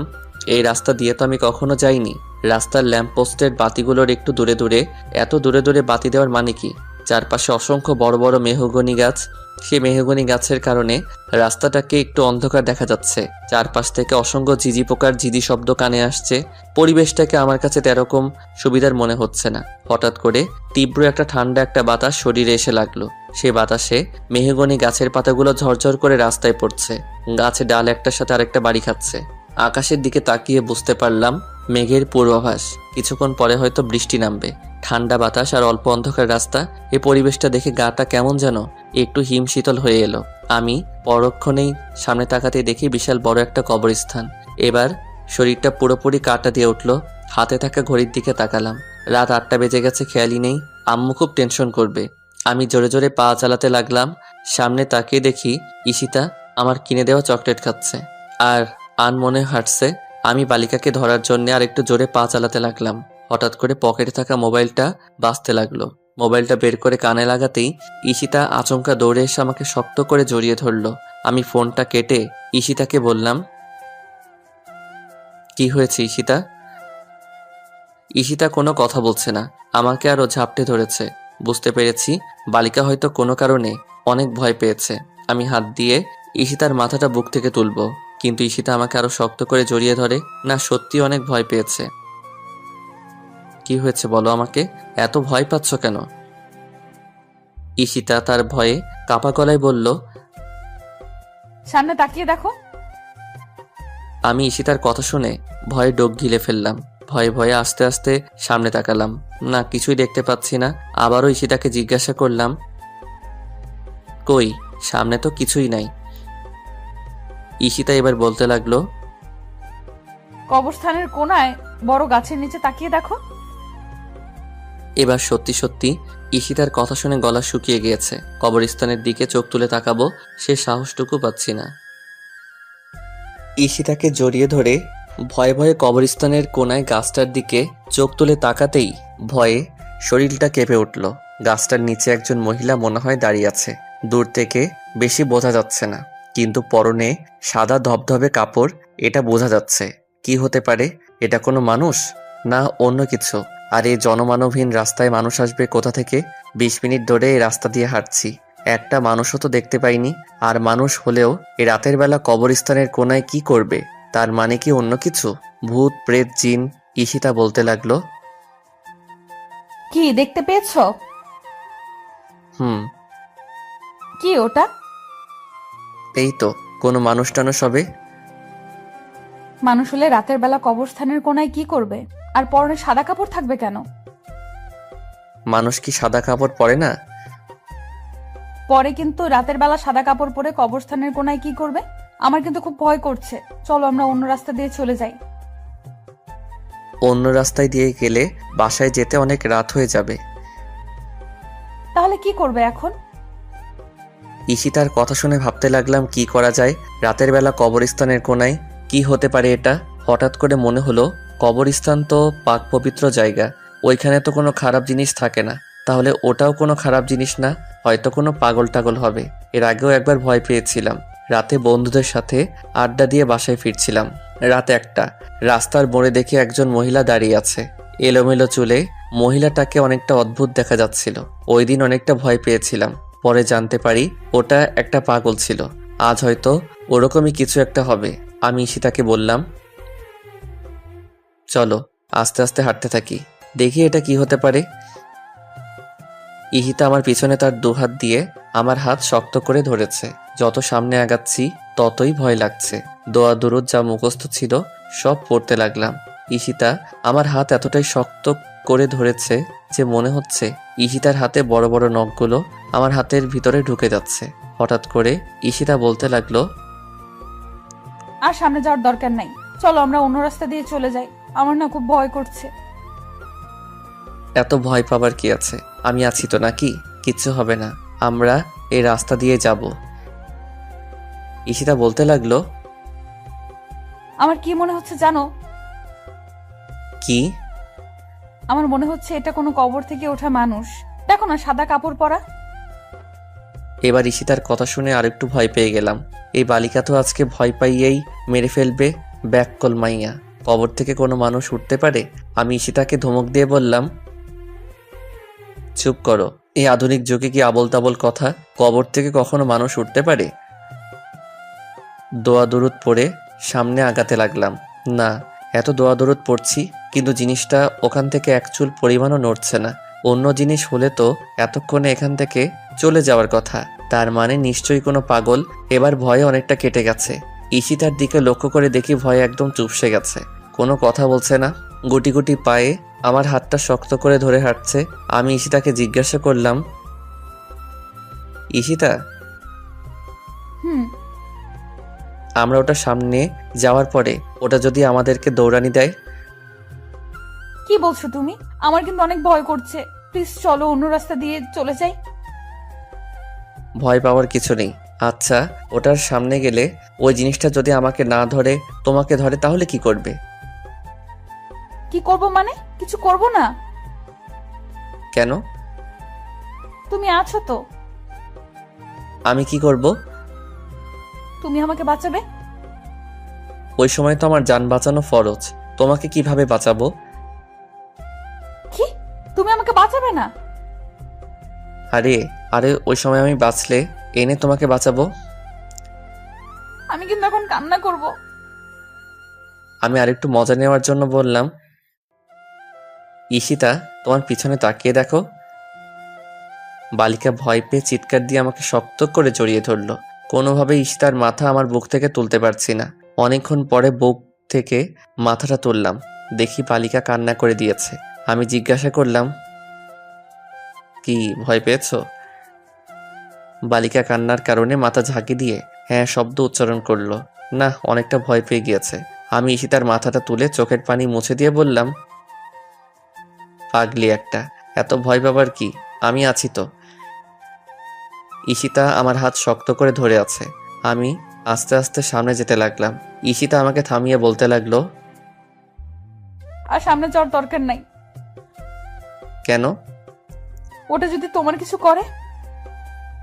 আমি একটা হাসি দিয়ে মনে মনে বলতে লাগলাম, পাগলি মেয়ে একটা, নিজেও ভয় পাবে আর সেই ভয়ের মধ্যে আমার কথাও চিন্তা করবে। এটাকেই তো ভালোবাসা বলে।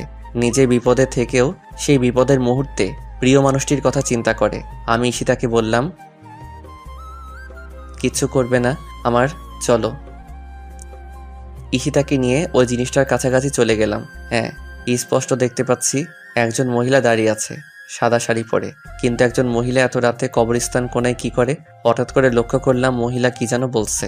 মহিলার কথা শোনার জন্য আর একটু সামনে এগিয়ে গেলাম। সামনে গিয়ে পুরোপুরিভাবে বুঝতে পারলাম আমি যা ভেবেছিলাম তাই। একজন পাগল মুখ দিয়ে কি আবল তাবল বিলাপ করছে। ঈশিতাকে নিয়ে দ্রুত কবরস্থানের জায়গা ওভারটেক করে সামনে চলে আসলাম। কিছুক্ষণ হাঁটার পরে দেখতে পেলাম গাড়ি ঘোড়া চলছে, দোকানপাটও আছে। এর ভিতরে গড়ি গড়ি বৃষ্টি পড়া শুরু হয়েছে। তাড়াতাড়ি বাসায় যেতে হবে। একটা রিক্সা ঠিক করলাম, রিক্সায় উঠতে যাব এমন সময় পকেটে থাকা মোবাইলটা বাজতে লাগলো। আম্মু ফোন দিয়েছে। হ্যাঁ আম্মু বলো। কোথায় তোরা? এই তো আম্মু রাস্তায়।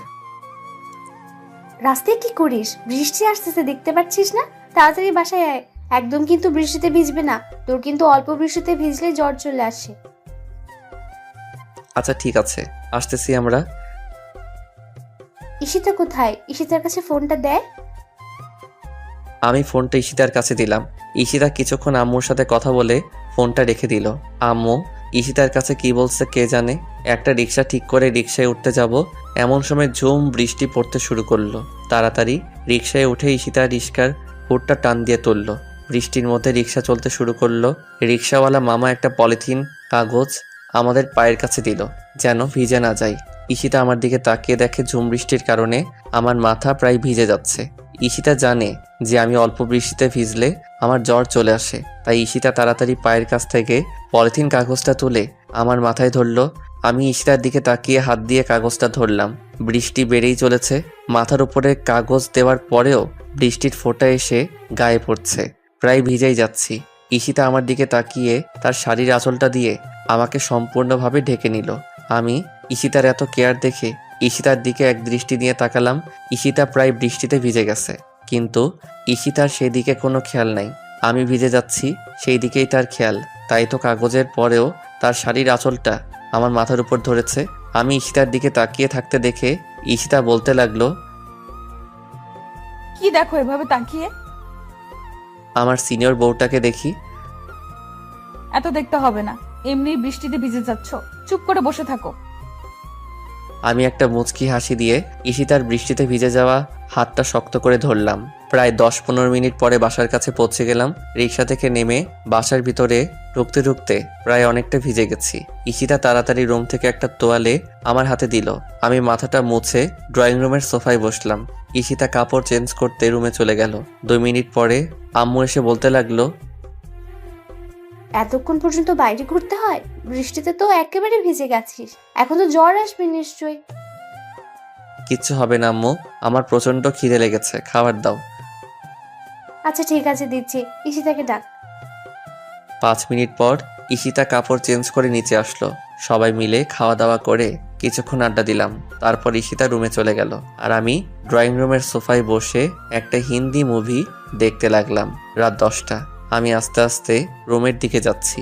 রুমের দরজাটা হালকা ধাক্কা দিতেই খুলে গেল। রুমের ভিতরে প্রবেশ করে আমি অবাক হয়ে গেলাম। পুরো রুম ফুল দিয়ে সাজানো। ফুলের ঘ্রাণে পুরো রুম মুখরিত হয়ে আছে। ঈশিতাকে দেখতে পাচ্ছি না। ঈশিতা কোথায়? আর ফুল দিয়ে এই রুম সাজালো কে? 2 মিনিট পরে ঈশিতা ওয়াশরুম থেকে বের হলো। আমি ঈশিতার দিকে তাকিয়ে দেখি একটা আকাশি কালার শাড়ি পরা আছে, মাথায় হিজাব দেওয়া। ঈশিতা আমাকে দেখে বলতে লাগলো, এতক্ষণে নিচ থেকে আসলে, না আসলেই পারতে, আজকে ড্রয়িং রুমে ঘুমিয়ে থাকতা।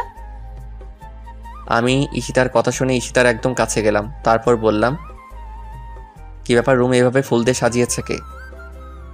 আমি। কেন? কারণ আছে। ঈশিতা ওয়ার্ড্রপ থেকে নতুন একটা পাঞ্জাবি এনে আমার হাতে দিয়ে বলতে লাগলো, যাও তাড়াতাড়ি এই পাঞ্জাবিটা পরে অজু করে আসো। আমি বাধ্য ছেলের মতো কোনো কথা না বলে পাঞ্জাবিটা পরে ওয়াশরুম থেকে অজু করে আসলাম। ঈশিতা আমার কাছে এসে বলতে লাগলো, চলো এখন আমরা 4 রাকাত নফল নামাজ আদায় করব। 4 রাকাত নফল নামাজ আদায় করব? পুরো রুম ফুল দিয়ে সাজাইছো, আমি তো কিছুই বুঝতে পারছি না। ঈশিতা একটা মুচকি হাসি দিয়ে বলতে লাগলো, এত বুঝতে হবে না, চলো আমরা আগে 4 রাকাত নফল নামাজ পড়ি। নামাজ পড়বো কেন? কেন নামাজ পড়বে শুনবে? ঈশিতা আমার পাঞ্জাবির বোতামগুলো লাগাতে লাগাতে বলতে লাগলো, তাহলে শোনো, আজ থেকে আমাদের নতুন জীবনের গল্প শুরু করব। দুজনের দেখা রঙিন স্বপ্নগুলো বাস্তবে রূপ দিব। তোমার আমার পবিত্র ভালোবাসা একই সুতোয় গাঁথবো। এই ঝুম বৃষ্টির রাতে তোমার আমার ভালোবাসার পূর্ণতা দিয়ে ভালোবাসাটা আরো মধুময় করে তুলবো। সে মধুময় ভালোবাসা দিয়ে দুজনে সুখের একটা স্বর্গ সংসার বানাবো। সে সুখের সংসারে থাকবো তুমি, আমি আর আমাদের একটা ছোট্ট সুন্দর ফুটফুটে রাজকুমার, যা ঠিক দেখতে তোমার মতো হবে। ঈশিতা এই কথা বলে জিহ্বায় কামড় দিয়ে ফেললো। যা, কি বলে ফেললাম? কি বললে? যা বলছি বলেছি। কি দিতে পারবা না একটা রাজকুমার ঠিক তোমার মতো? আমি মুচকি এসে ঈশিতাকে কাছে টেনে নিয়ে কপালে একটা চুমু দিয়ে বললাম, একটা কেন 5টা দিব, তবে রাজকুমার নয়, রাজকন্যা, যার চেহারাটা হবে ঠিক তোমার মতো। না, আমার চেহারার মতো হওয়ার দরকার নাই। আমি চাই রাজকুমার তোমার মতো হোক। না, আমার রাজকন্যা চাই ঠিক তোমার মতো। না, আমার রাজকুমার চাই। না, আমার রাজকন্যা চাই। এখন কিন্তু বাড়াবাড়ি হয়ে যাচ্ছে।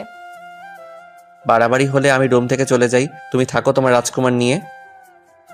আচ্ছা ঠিক আছে, চলো আমরা নামাজ পড়ে আল্লাহর কাছে চাই। আল্লাহ যা দিবে আমরা তাতেই খুশি। চলো। দুজনে 4 রাকাত নফল নামাজ পড়লাম এবং আমরা নেক্সট সন্তান দেওয়ার জন্য আল্লাহর কাছে দোয়া চাইলাম। নামাজ শেষ করে আমি ঈশিতাকে কোলে তুলে নিয়ে আস্তে আস্তে বিছানার দিকে এগিয়ে যেতে লাগলাম। আজ এই ঝুম বৃষ্টির রাতে আমাদের ভালোবাসা পাবে পূর্ণতা, হবে দুটো দেহের মধুর মিলন। হারিয়ে যাবো আজ সুখের এক স্বর্গরাজ্যে। আজ ইচ্ছে ডানা মেলে উড়ে বেড়াবো ওই দূর নীল আকাশে। রংধনুর 7 রঙে রাঙাবে আজ আমাদের জীবন। ভালোবাসার ছোট নৌকায় পাল তুলে পাড়ি দিব ওই দূর মহাসাগর। আজকের পর থেকে আমার জীবন নতুন এক অধ্যায়ের সূচনা হবে। প্রেমের নতুন একটা গল্প শুরু হবে। সেই প্রেমের নতুন গল্পের ভিতরে থাকবে রাগ, অভিমান, ঝগড়া, খুনসুটি, আর অফুরন্ত ভালোবাসা, অটুট বিশ্বাস, আর 2 চোখে দেখা হাজারো রঙিন স্বপ্ন।